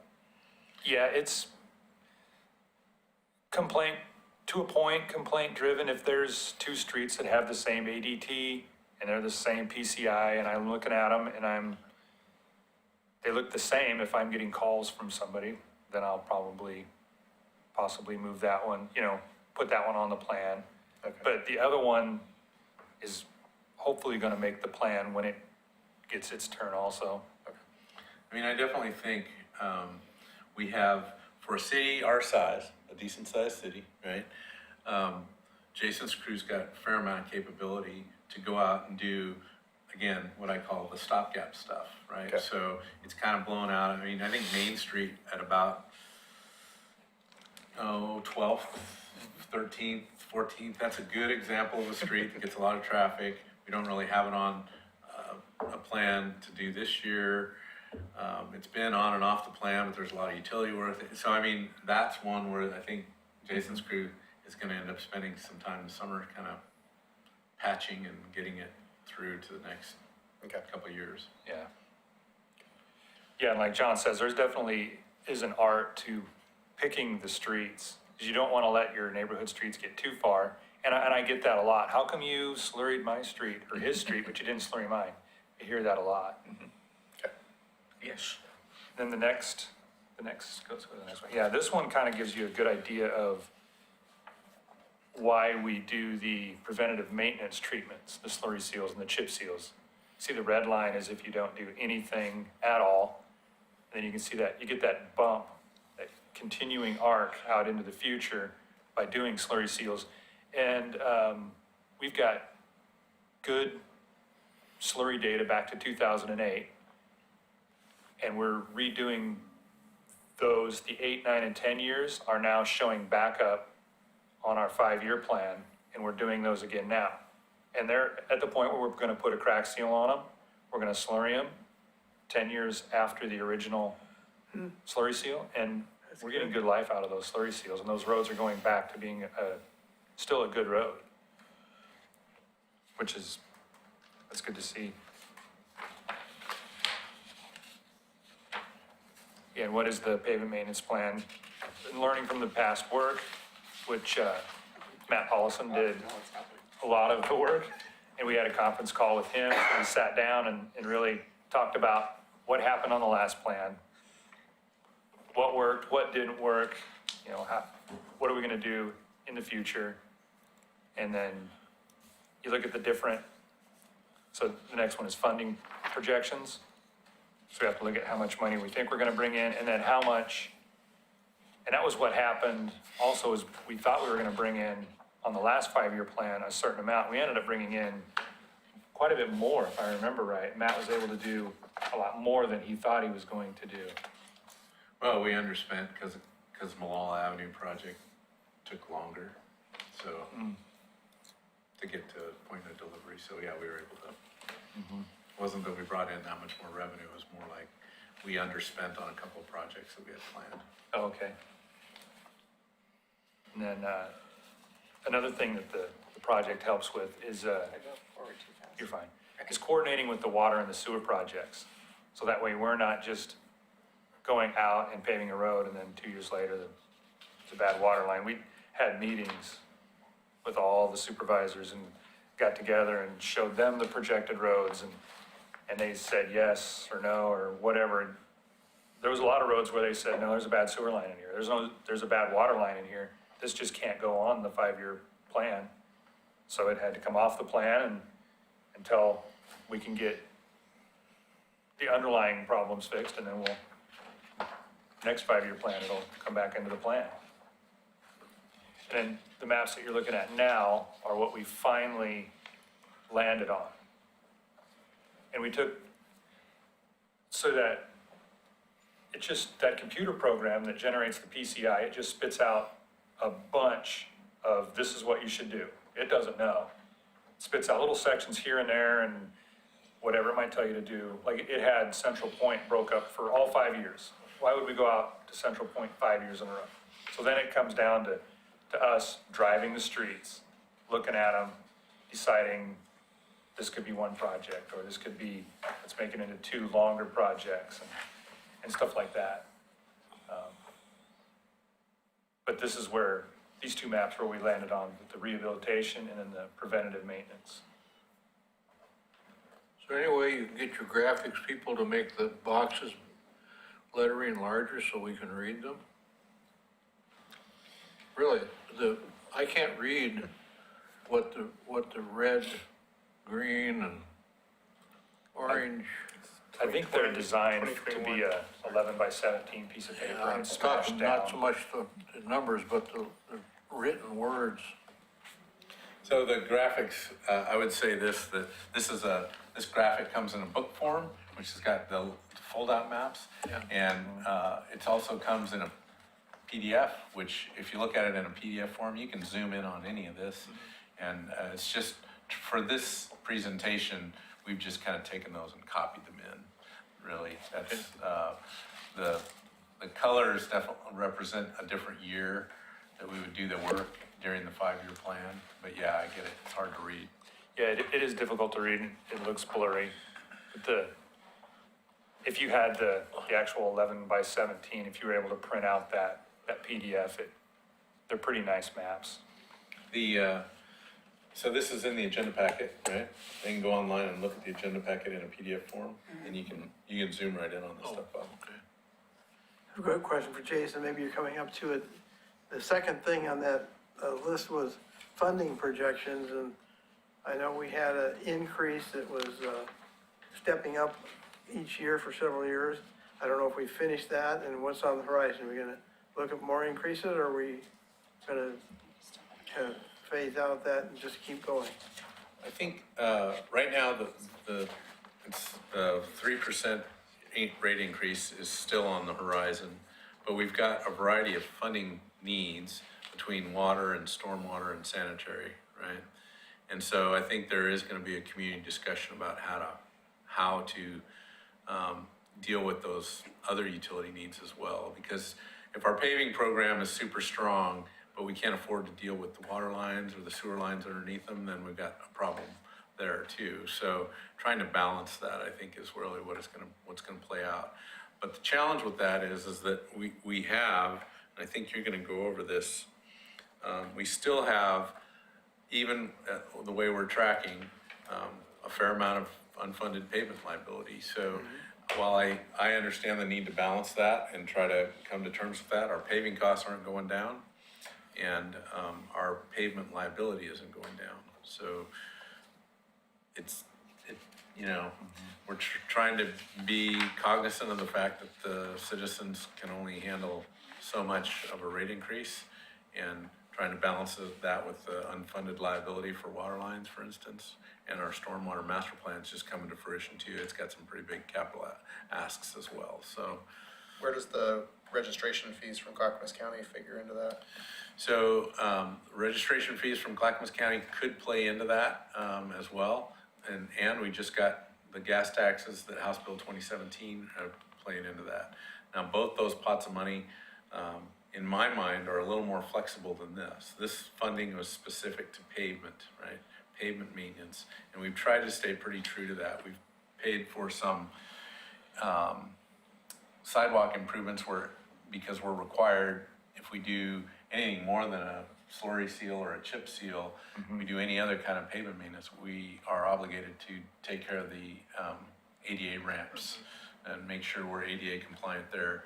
So we have been spending some of the pavement maintenance dollars on that. But the House Bill 2017 resulted in about $650,000 a year that the city will see in transportation dollars. And the vehicle registration fee that the county is pursuing will be another $650,000 a year. So it's a pretty good bump to the transportation fund, which is also going to help with that conversation that we're going to have about PMUF. Our thoughts and our commitment has been that those funds would be spent more on things like capacity enhancement. So some of the projects similar to Malala Avenue or Myers Road would be, we have a lot of projects in Oregon City that are, I guess a better example might be the proposed roundabout at Leland, Lynn, Myers Road, Warner Parrott, the 6-way intersection right there.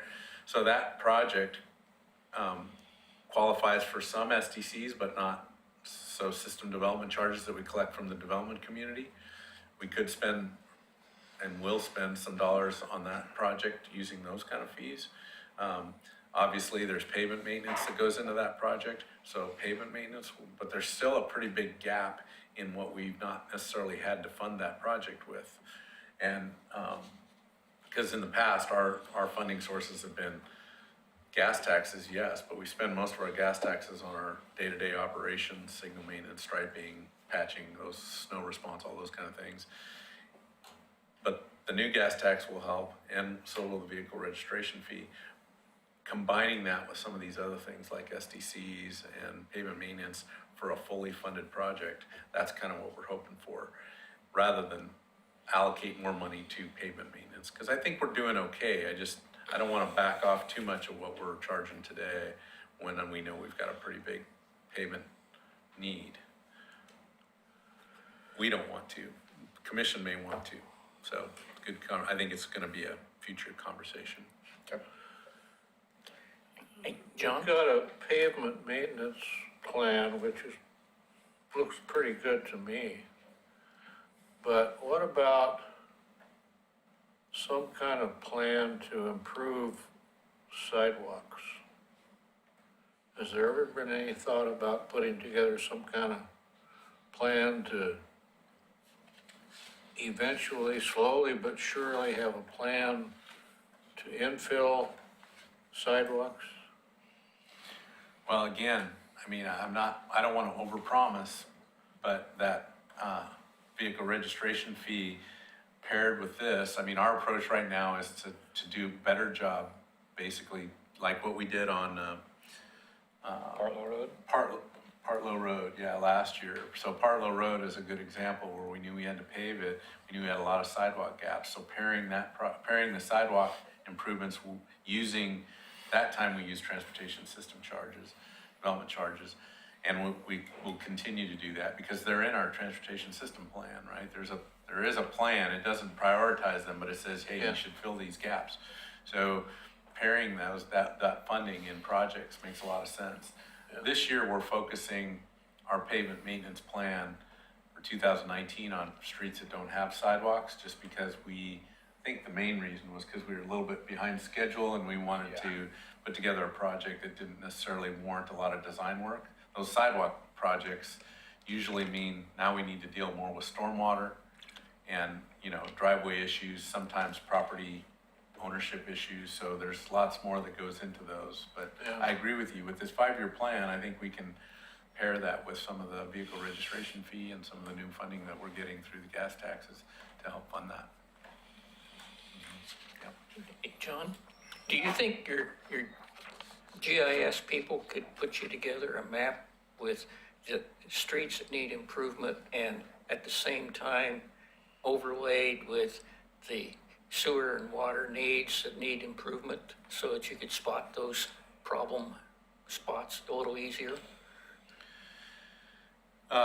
So yes, they can. The sewer work that we're doing right now, that consultant has our 5-year pavement needs, same with the water. So they are looking at that. Now, we've got our GIS folks that can actually plot our various capital plans. We're trying to get those in. So the sewer capital plan, we're trying to get that in so that we can actually call it up in our OC map system and make that specific kind of filtering so that we show those. We're not there yet, but we're working on it. Okay, just a question. Shall we move on? Yeah, let's try and get through this, Jason. Okay, so it's the rehab and the preventative maintenance. It's the two parts of the plan. The future, the PMUF. Right now, it's predicted that we're at a 74. 2024, we're predicted to be at a 71, even with staying at the same funding. We're predicted to go down. Right now, we have 12.6 million in deferred maintenance. It's predicted by 2024 to be 19.2. And then percentage of the network in very good condition, that's a PCI above 70. 75% is predicted to just slightly go down by about 0.3% by 2024. And the percentage of network in very poor condition, which is less than 25, that's where it looks like there's going to be trouble, going from a 4.5 to an 8.1. That's with staying with the current funding. Yeah, that's it.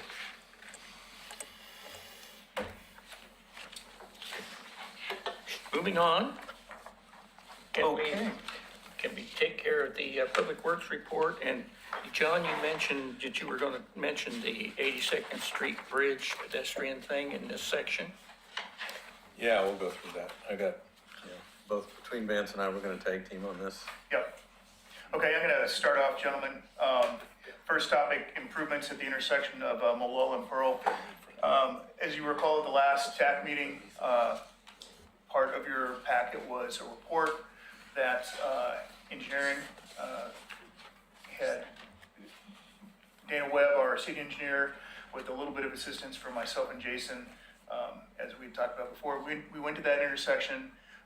Dana did a very nice report. Again, you folks had a chance to look at that. In that report, she mentioned a few potential upgrades. Before we wanted to implement those, next step was a meeting with the county. So last week, myself and Dana and Jason met with our folks up there at Clackamas County, and they had been thinking about some improvements also. But before we implement any improvements, the decision was made to have a traffic audit / traffic study done of that intersection by engineering consultant. So I reached out to DKS, who has done quite a bit of work for the city in the past. They're well known for their traffic audits and studies. I reached out to them. Myself and Dana have a meeting with DKS tomorrow to start developing the scope of what we want them to do. And then depending on DKS's schedule, my intent is to push this as quickly as possible. Not next week because I'll be on vacation, but the week after, a meeting with myself, Dana, possibly John, and DKS and the county to finalize the scope. Because frankly, the county folks have a pretty outstanding team of employees that deal with traffic issues, signal issues. The more I have meetings with those folks, the more I'm impressed, frankly. They're a great group to work with. So we want to have their input. They'll take our input. We'll convey that to DKS, finalize the scope. DKS will perform their audit, bring back to us their recommendations, and if we, the city, and the county agree on those recommendations, I have no reason to believe why we wouldn't. We'll proceed with making the changes that DKS suggests to us. So that's where that intersection is at right now. Again, last month, we were thinking we'd go ahead and implement some changes, but again, after discussing it with the county, we thought our best course of action was to, let's have a study done by a professional firm that specializes in this. So that's where we're gonna go. Okay? And I would say just keep us informed when something's about to happen. Oh, you bet. You bet. Yeah, we're still a little ways off. This study is gonna take a while to do. We're not too far off from any improvements, but yeah, certainly I'll keep everybody informed. Also part of that, Malal Avenue and Barclay Hills Drive is mentioned. I believe that was mentioned because there is some talk, there's a crosswalk there, and there has been some talk about putting a RRFB, flashing crosswalk. It's just been talked about now. I think myself, I think John feels the same way, as do others. It does, we think it warrants an RFB. Where was that again? Malala and Barclay Hills. Okay. By what's the grocery outlet? Yeah. It's kind of on an angle, isn't it? Yes, correct. Yeah. It's not an ideal location. It is marked and signed appropriately, but there's a center refuge island right there. So, that needs to be looked at. Typically, when you want to do an RFB and you have a center refuge island, you need to have an RFB on that island. So I'm not sure if that's going to be the case. We may remove that island and have the RFB crosswalk lights on each side of the road. That's yet to be determined. Isn't there vegetation in that island? There is. It's pretty juvenile because it has to get replanted a lot because it gets hit a lot. It strikes me that just paving over that vegetation might be helpful. Henry, you and I think alike sometimes. I kind of think the same thing. Any questions on the Malal and Pearl, Merlaw and Barclay Hills? Okay. Washington Street camera installation. Again, working with the county, the city came up with some funds to have PTZ, pan tilt zoom cameras installed at 5 locations on Washington. And you might have to help me out with locations. 4? There's one, then one more up on Beaver Creek. Thank you. And, Walla. As John said, 4 on Washington and 1 at Molalla and Beaver Creek. Thank you. Prairie Schooner Way, Abernathy. Does everybody know where Prairie Schooner Way is? Oh, that's that funky little road that gets you onto 213. Okay. Yep. 14th and 12th. So the cameras are up, they're installed, they work great. They're also on ODOT Trip Check. So if you're ever curious and bored and you want to check them out, you can get on ODOT Trip Check. You mean I can see what's going on down there now? Yes, you can. So the cameras, are there so they can look at the traffic and make a judgment and change the signal? Are they there for? Yep, that's certainly a big component of it, yes. They can watch traffic counts or traffic flows. They don't record. Okay, that's what I was wondering. Okay. That's what They- I want to be clear, they're not like, Speed. we're looking at traffic and making real time, they're not communicating with the computer, right? Right. They're there so that if the operators at the county, right, want to look at the intersection, they can log into that camera and see what's going on. Yeah, see how traffic is queuing up or not, things of that nature. Right now, the county has access through their computer system. In another meeting we had last week with the county in regards to the PTZ cameras, the county is going to give a few of us here at the city, myself, Dana Webb, our city engineer, John, if you'd like it, and certainly Jason. I didn't volunteer it. I left you as an option. They're going to give us a username and password so we can log on from our computers, go through the county system, and manipulate and look at the cameras.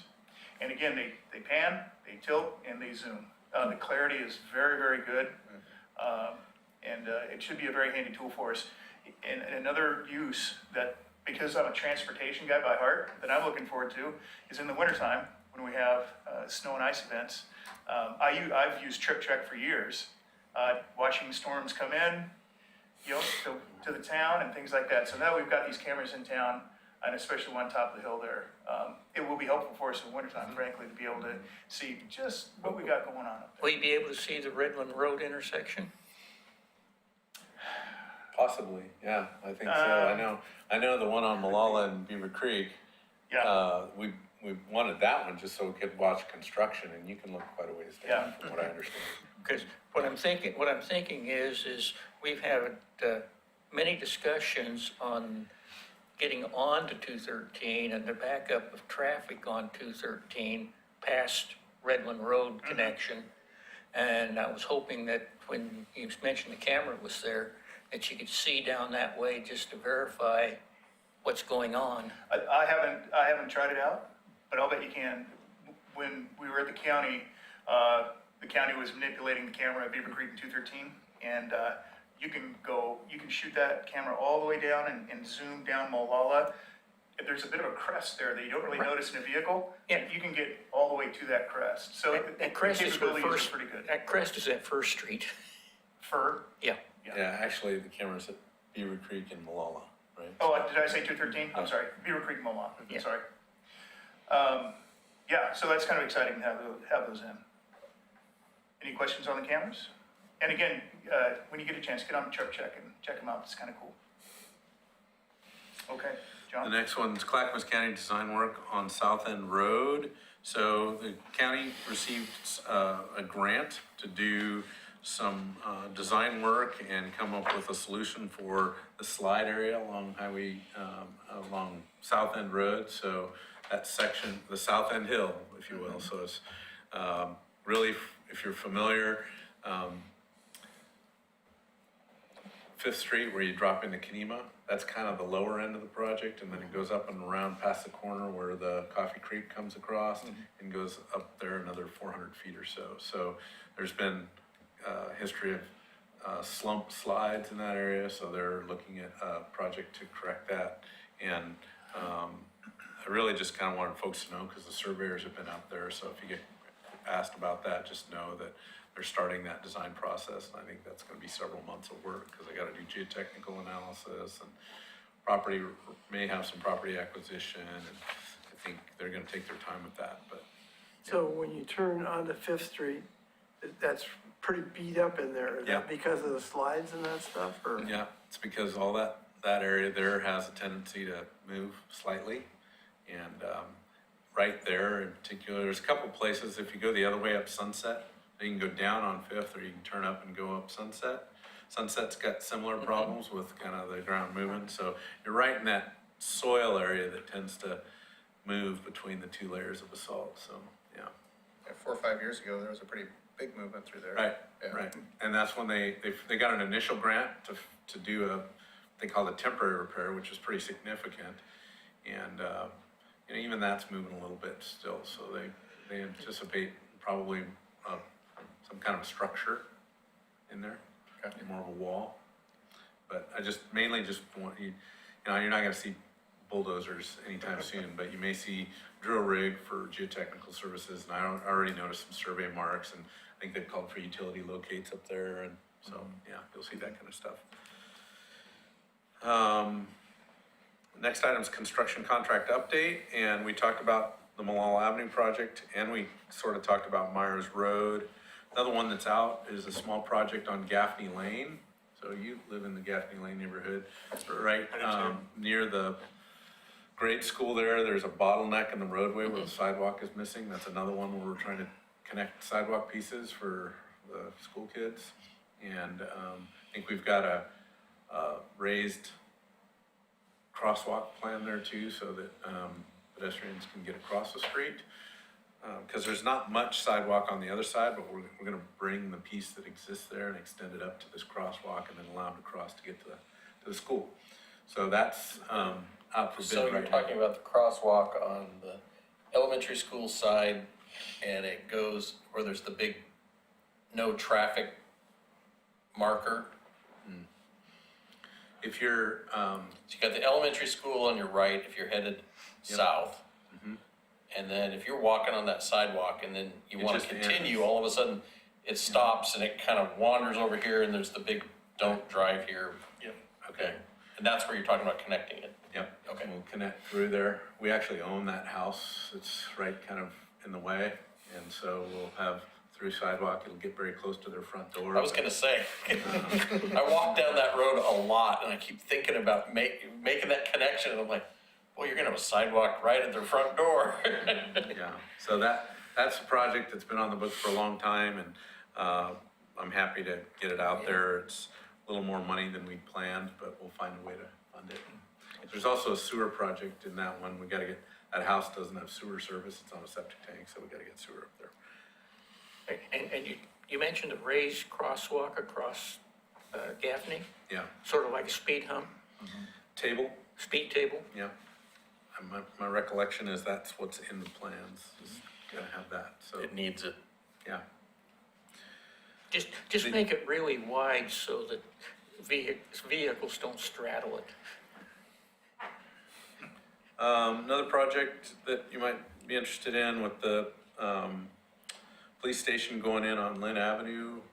We're really kind of looking harder with the school district and their Safe Routes program at the school zone on Lynn Avenue, so that's gonna change a little bit. Right now, there's, school zone is pretty much marked, it's not quite right, but A.V. Davis to, Warner Milne.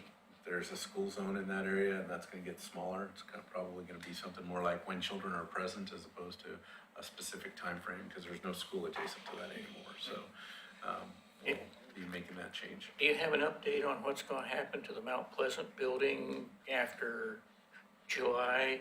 And as regards to, is there going to be any impact on Lynn Avenue because of the work? I don't think there will be much impact to the Lynn Avenue traffic, other than the gawkers that are kind of interested in watching the school come down.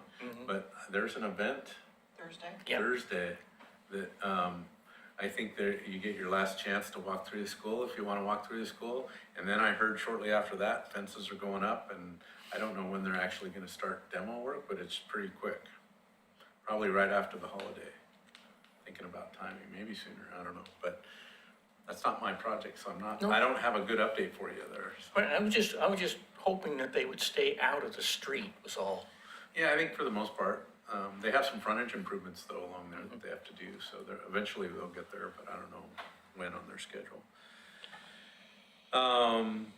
Let's see, well, let's just jump to this one, since the 82nd, Park Place pedestrian, crossing that, Ray, you raised a concern about, just not having heard about it.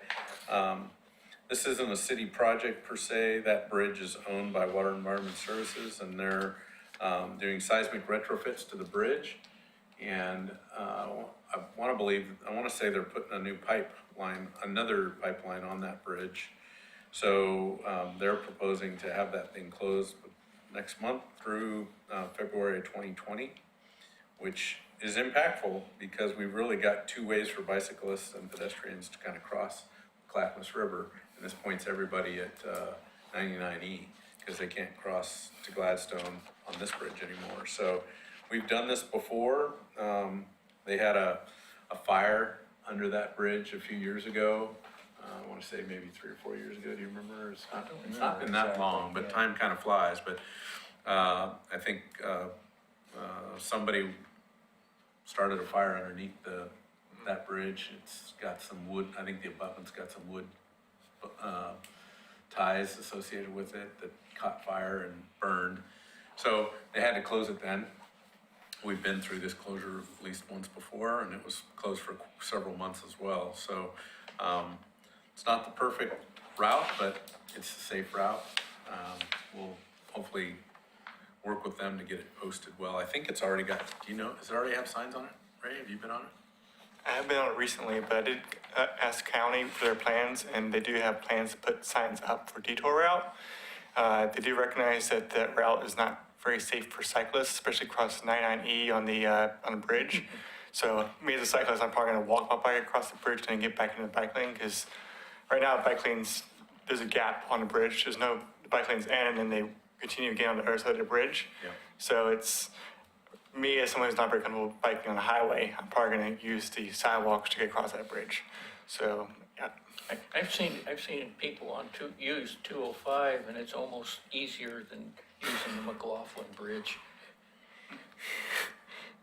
Like biking on 205. Yeah, I know. So, I guess the other thing is we've been using, they've got a good social media site and website, and they've been referring folks to that. I know Kristen Brown from our office has been building on that as well through our social media as well, just to kind of get the word out. But yeah, that's going to be impactful. If you've been following the Beaver Creek concept plan, there's a project that planning is kind of leading for adoption of zoning in the Beaver Creek concept plan area. And out of that came, hey, we need to know more about the transportation system out there, and we need to better study Beaver Creek Road and what really is going to happen there. I think there's 2 lines of thinking. One is it should be, the concept plan called for a 3-lane road, 3-lane section out Beaver Creek Road to the city limits. And some of the community want more lanes than that, like a 5-lane section. And then there's another part of the community that doesn't want that big of a facility because of trying to get kids to and from what will be the kind of the Beaver Creek Main Street area. And then the school, they're in the college, are recognizing all that. So we've hired DKS and Associates to do, to take our transportation system plan, just kind of re-verify all those numbers, and we'll have that information for you in the future. I just wanted you to know that study effort's kind of moving forward. It was kind of a quick thing to come together, and we don't have a lot of meetings associated with that work, but we need to get it in front of, we'll have to probably get it first in front of the city commission, because they're trying to adopt the zoning on that, so. Would it be possible to have them look at the advisability of constructing the parallel route off toward the canyon prior to development-driven needs? So their role is to look at Beaver Creek Road, Holly Lane, and the idea of connecting Holly Lane, that's the parallel road that you're talking about. And they're also looking at this question about, John, you were asking about roundabouts versus signals. So, everywhere else along Beaver Creek Road, we've got signalization, including Myers Road. So the last time they talked to them, either could work unless we went to a 5-lane section, and then there's a lot more concern about the roundabouts. But they're also leaning towards recommending a 3-lane section. If we were to do a 5-lane section, it wouldn't go any further than Loader Road. And they feel like roundabouts while they were kind of recommended a few years back, they're feeling like the signalized intersection is a better option. I like the signalized intersections mostly because the way that area is probably gonna develop. Unless the city is gonna build this as, one intersection at a time, it's more likely to be developer driven, and they may wanna do a particular corner. We can have them do, intersection improvements on one corner or 2 corners, but try to build a quarter of a roundabout doesn't work very well. So that's why I think the signalized intersections is probably the right solution for those. And really, that would be at Loader Road and at Gaffney Lane, 2 intersections. So wanted to mention that one. Out of curiosity, with the DKS study, are they gonna include the shuttle counts for the CCC Express shuttle? Because we have a stop at Claremont Hall on the east side of campus. Some people could walk across Beaver Creek Road to use that shuttle, which is free to use, and it goes to Clackamas Town Center. So we have like 1,000 trips per week, which is significant somewhat. Not as many as like car trips, but still it's some users. So I don't know if DKS wants to use that in their planning efforts. You want to send it to us? I can send it, yeah. Let's see, we talked about more. Not much of an ODOT 205 update to give that's much change. Henry, you brought up tolling. The more I learn about that, the more, some of the things that I've heard is the tolling study that was suggested for Abernathy area or the 205 corridor was a federal requirement. The federal government directed the state to do that study. It wasn't the state that was wanting to do that study. They directed them to do that study. That study's happened, and it has been available for the Oregon legislature, who would make the decision on tolling. The state right now has given me the indication that there's no certainty whatsoever that they're going to pursue tolling. Yeah. And if they did, how they would go about implementing tolling probably wouldn't be like people are envisioning, with some kind of a toll counter right on the bridge that would then make it maybe motivational for folks to get off the freeway in Oregon City and make their way through Oregon City and come back up on the other side.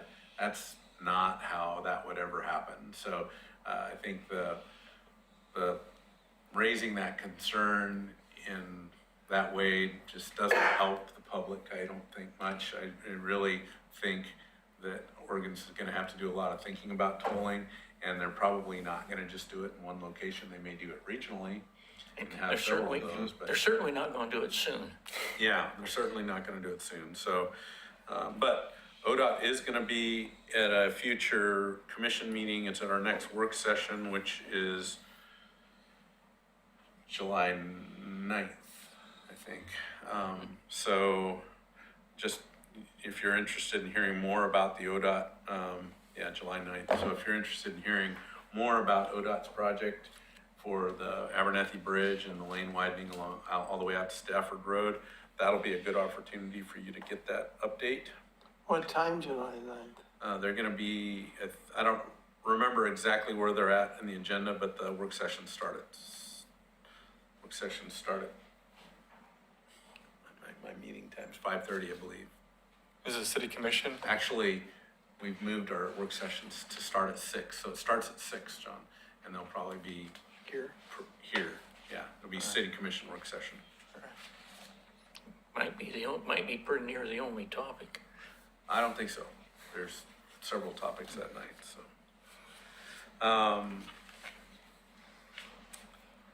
Talked about PMUF, that we're expecting construction. Let's see, we opened bids for the PMUF project, and S2 was the only bidder, and they submitted a bid like within $200 of the engineer's estimate. And we expect that work, we haven't had a pre-con meeting with them yet, but we expect that work to happen. In fact, the commission has awards it tomorrow night, so we'll probably see that work starting, mid-July through September. So that's out there. We got a couple little projects out there too that, like South Second and High Street down near, where we built the pavement project last year. There's a piece of sidewalk that we're trying to figure out how to get in that goes really from High Street to, Center Street. It's a pretty steep section of roadway. Got a fair amount of ADA issues there. We're kind of going back to the drawing board with the design of that, but that's another little project that's out there. That was all I could think of though when I was trying to put my update together. So if you got any other questions, let me know. Okay. Yeah. Next on the list is the updated version of the family-friendly route signage. Jason, I just know that we have an updated version of the Yep. signage that you guys can see. We got the And Ray? bike rider. I was gonna comment that, it looks All much right. better, thank you. Very good. Say more casual bicycle. Oh, casual bicycle. The Yes. thermoplastic will be what he is, because already own those, so. Okay. But in the future, when they wear out, we can get that changed too. Oh, the other one that we skipped was the Tumwater closure. So Tumwater is no longer legally available if you're coming southbound on 99E. And rather than going up to South Second, in the past, you've been able to make the left turn onto Tumwater and kind of shortcut up and through to South Second. With the tunnel improvements, with lighting and the new signage, they took that project on. Right now, it's got some temporary signs out there and they've striped it. There's not, unless we pursue that later, this project doesn't include a hard barrier. So folks, I think, may break the law, and I suspect our police department will be writing pretty stiff tickets when they do. But just so you know, that Tumwater closure is in place, and I think that is good for Oregon City. Makes it much safer. Whether you like to use the shortcut or not, I don't know, but I think it's got some dangerous movements there. Okay, then, I think the last topic we've got is National Night Out. I think in front of you, you've got a kind of just a simple action plan I put together. First paragraph kind of gives some history about National Night Out. As I mentioned at the last TAC meeting, the city of Tigard is gonna loan us a bicycle safety trailer. It's got 30 bicycles in it. Quick release levers on the seat posts, they're adjustable. Another couple of smaller bikes. There's 100 helmets in various sizes, and there's a variety of traffic cones and associated signage, which we might augment with some of our traffic control devices from Public Works also. Providence Willamette Falls Medical Center reached out to us, and actually, as you were, Pam, one of our staff members, was at a conference or a meeting where this representative from Providence was, and they struck up a conversation because this lady was selling helmets at a very, very reduced cost, like less than $10 for kids. So I reached out to her, and she is gonna have a booth right next to where we're gonna do our little sort of bicycle course and rodeo. If you look at the map that's attached, albeit crude, but you can kind of get the basic layout of where the bike rodeo is gonna be. There's the circular area. You see the orange dots, those are cones. Again, that's just a rough representation of basically what it'll look like. I'll do the fine tune adjusting when I actually make the course that afternoon. So that's a really neat thing that Providence has a program like that. She also is gonna have some handouts and information on stroke awareness for the adults. So I thought that would be a good component also. Traffic Safety Supply Company, they confirmed they have a demonstration RRFD crosswalk unit that we're gonna borrow from them. And so equipment-wise, that's what we're gonna have. And following that timeline, I'm gonna arrive there at approximately 3 o'clock, start unloading the trailer and start setup. Once unloaded, the truck and trailer will be moved to the main parking lot out of the way. A small course will be laid out on the circular paved area in front of the covered wagon building. And again, you can reference the map on that. Oregon City Police will have several booths, so however many booths and cop cars I have there, that's just to give you an idea of the area. I don't have a count on how many assets the police department will have there. Is there any questions on the map? And by the way, our GIS folks did not do this map. They're much better than this. I did the map, okay? So our GIS folks, their jobs are safe from me. It's a very good map. Thank you. Thank you. It was the first one. The assistance, as I see it, that we're gonna need is unloading the trailer, setting up a course for the bikes, setting up our RFB display, which I'll probably do, because, you know, I'm pretty familiar with those, and I'll make sure I make that happen.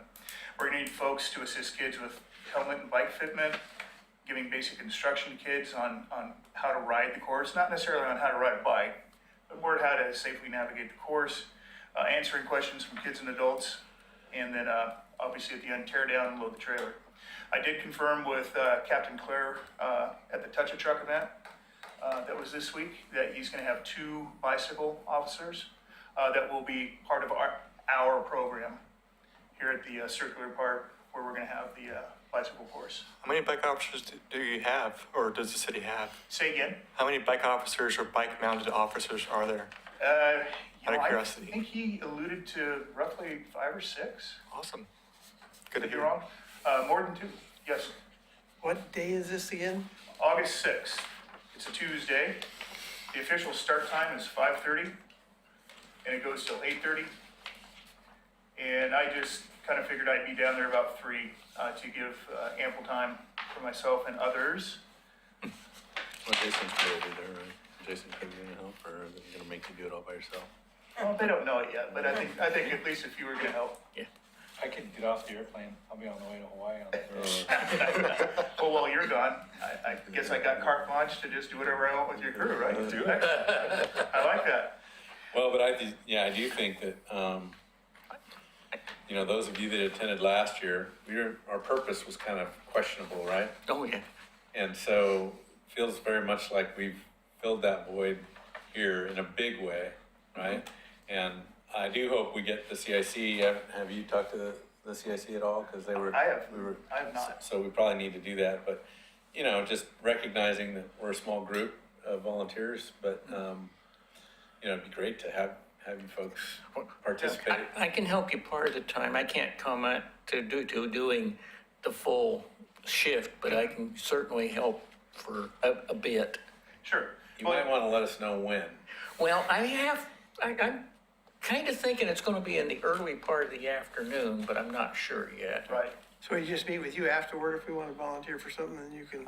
You can meet with me afterward, or you could send me an email if you need time to think about it and check your schedules. That's fine.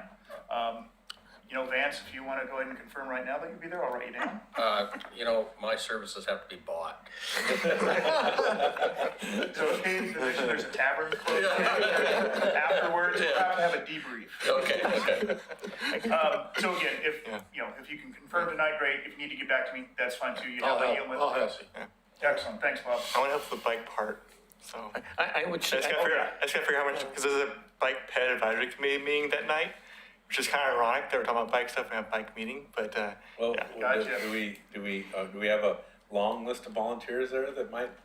I can communicate with that committee to see if they can help out, yes. Okay. Vance, I can help with the first 2 items early. Okay, great. Yes, I think you can put me down for 3 to 5 for like setup. Yep. That's where I'm at as well. I would suggest an email along about the 1st of August. Yeah, I'll reach out to everybody, a week or 2 prior, just to confirm dates, make sure nothing's changed, things of that nature. Just to confirm attendance, which I think I can do considering our communication rules. I might make a suggestion Yes, sir. that you have, the last few years we've had, the weather has been horribly hot. Yeah, Suggest that you have some cold water Yep. available for the volunteers. yeah, we will absolutely have water and maybe some snack type refreshments. There will be the police are setting up a barbecue in pretty close proximity to where we're gonna be. That's gonna be terrible. Yeah, Well, that'll extend my time for volunteering. That is a, how should I say this nicely? That is a hot spot when it's over about 80, 85 degrees. literally a hot spot. Yeah. You know, I need to look, I don't know what, I'll have conversations with you folks, what we have available for easy ups, things like that. I'm sure we have stuff, I just don't know where they're at yet. You know, so we'll have, some shade for us there. You know, certainly lots and lots of water, Gatorade, things like that. I will see if I can get my hands on some folding chairs in case we need to have a couple of chairs around so people can take a load off. I know I do. Because although I'm only 52, I have 2 fake knees already, so I can't stand that long.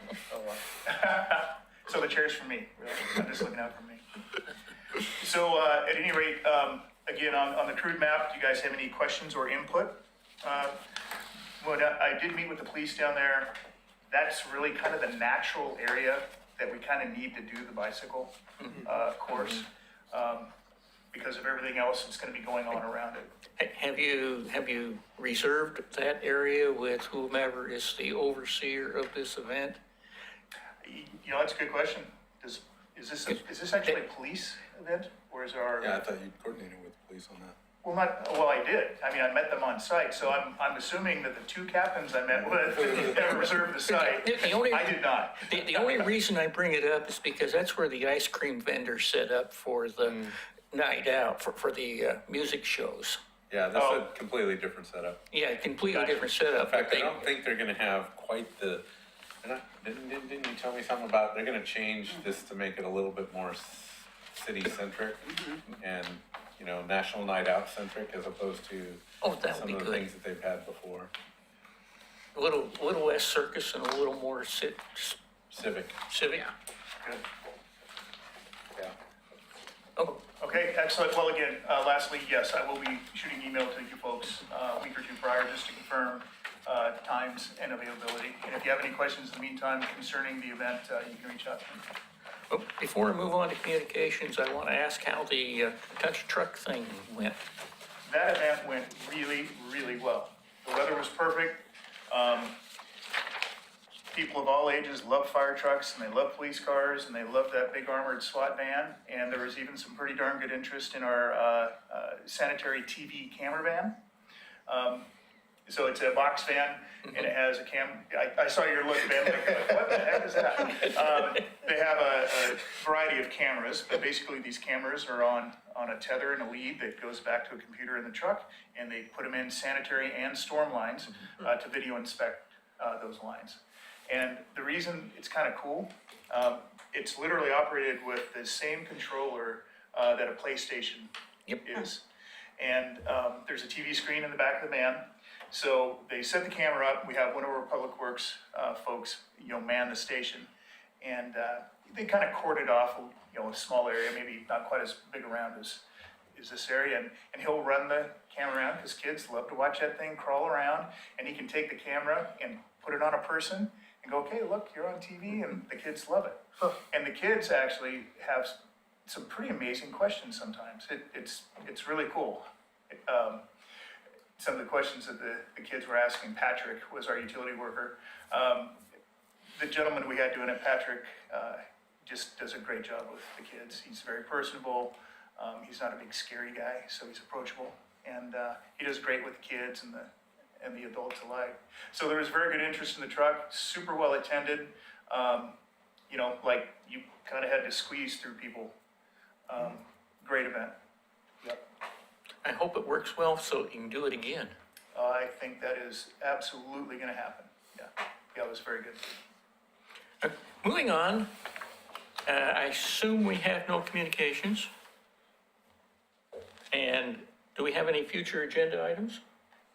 I have one question. I'd be remiss, since I promised the girlfriend I'd bring this up. Has anybody ever looked at the intersection of Gaffney and Berta? It's that nasty 3-way section with one stop sign. On And Gaffney. speaking as someone who's legally driven through the intersection and been flipped off by other drivers, I would ask if it's not, makes sense to have it a three-way stop. It's been years since I've thought about that intersection. When we put in that sidewalk, there never used to be sidewalk along there, so we extended the sidewalk through there, put some ADA ramps. I think there's ADA crossings there, but, I haven't thought about that as a three-way, have you? Have you heard about that, or? I haven't really thought about it as a three-way. I know it is, it can be a little bit dangerous. It's kind of, you gotta know what you're doing. Yeah, well, anybody who comes driving up and stops at the stop sign, if you're coming like down Berta and then turn left, you don't have to stop. But they assume because they're stopped, that you should be stopping too. And then, of course, if you're doing the left turn, then you have to make, I mean, you should be paying attention, but anybody coming, flying around that corner like they tend to do, it can be hazardous. Not to mention it's pretty hazardous for pedestrians too. And with the senior citizen residence area there, you have. I don't live there yet. Neither do I, but I do know it's there. That some of the pedestrians through there sometimes are somewhat less than watchful. And not to mention that pickup truck that parks out on Berta and you have to drive around. So, I think we'll take a quick look Yeah, at that. that's all I Get ask. back to you, maybe we can report that next time. I concur with that because as a stranger coming through that intersection, I very seldom go through there, but I feel really uncomfortable by not stopping. It just feels like I should stop. Yeah. And the fact that Gaffney has the stop sign and not Berta is strange. Because the yellow line is on Gaffney the whole way. Okay. So, anything else? I have another topic. The CCC Express Shuttle has a summer term service starting next Monday. We've never had that before. I think it's been in service since 2011. So just wanted to share that there'll be, and there's also extended evening service year round when school's in session. So then it's open to the public, so anyone in the city can use it. It has stops at Clackamas Town Center and both campuses at Harmony and Oregon City. So people who want to go from like the south side of the city to Clackamas Town Center without driving, it's a free shuttle from basically 6:30 in the morning to about 9:30 p.m. So that may be a good option for people who want to save money on car usage. They can use the shuttle.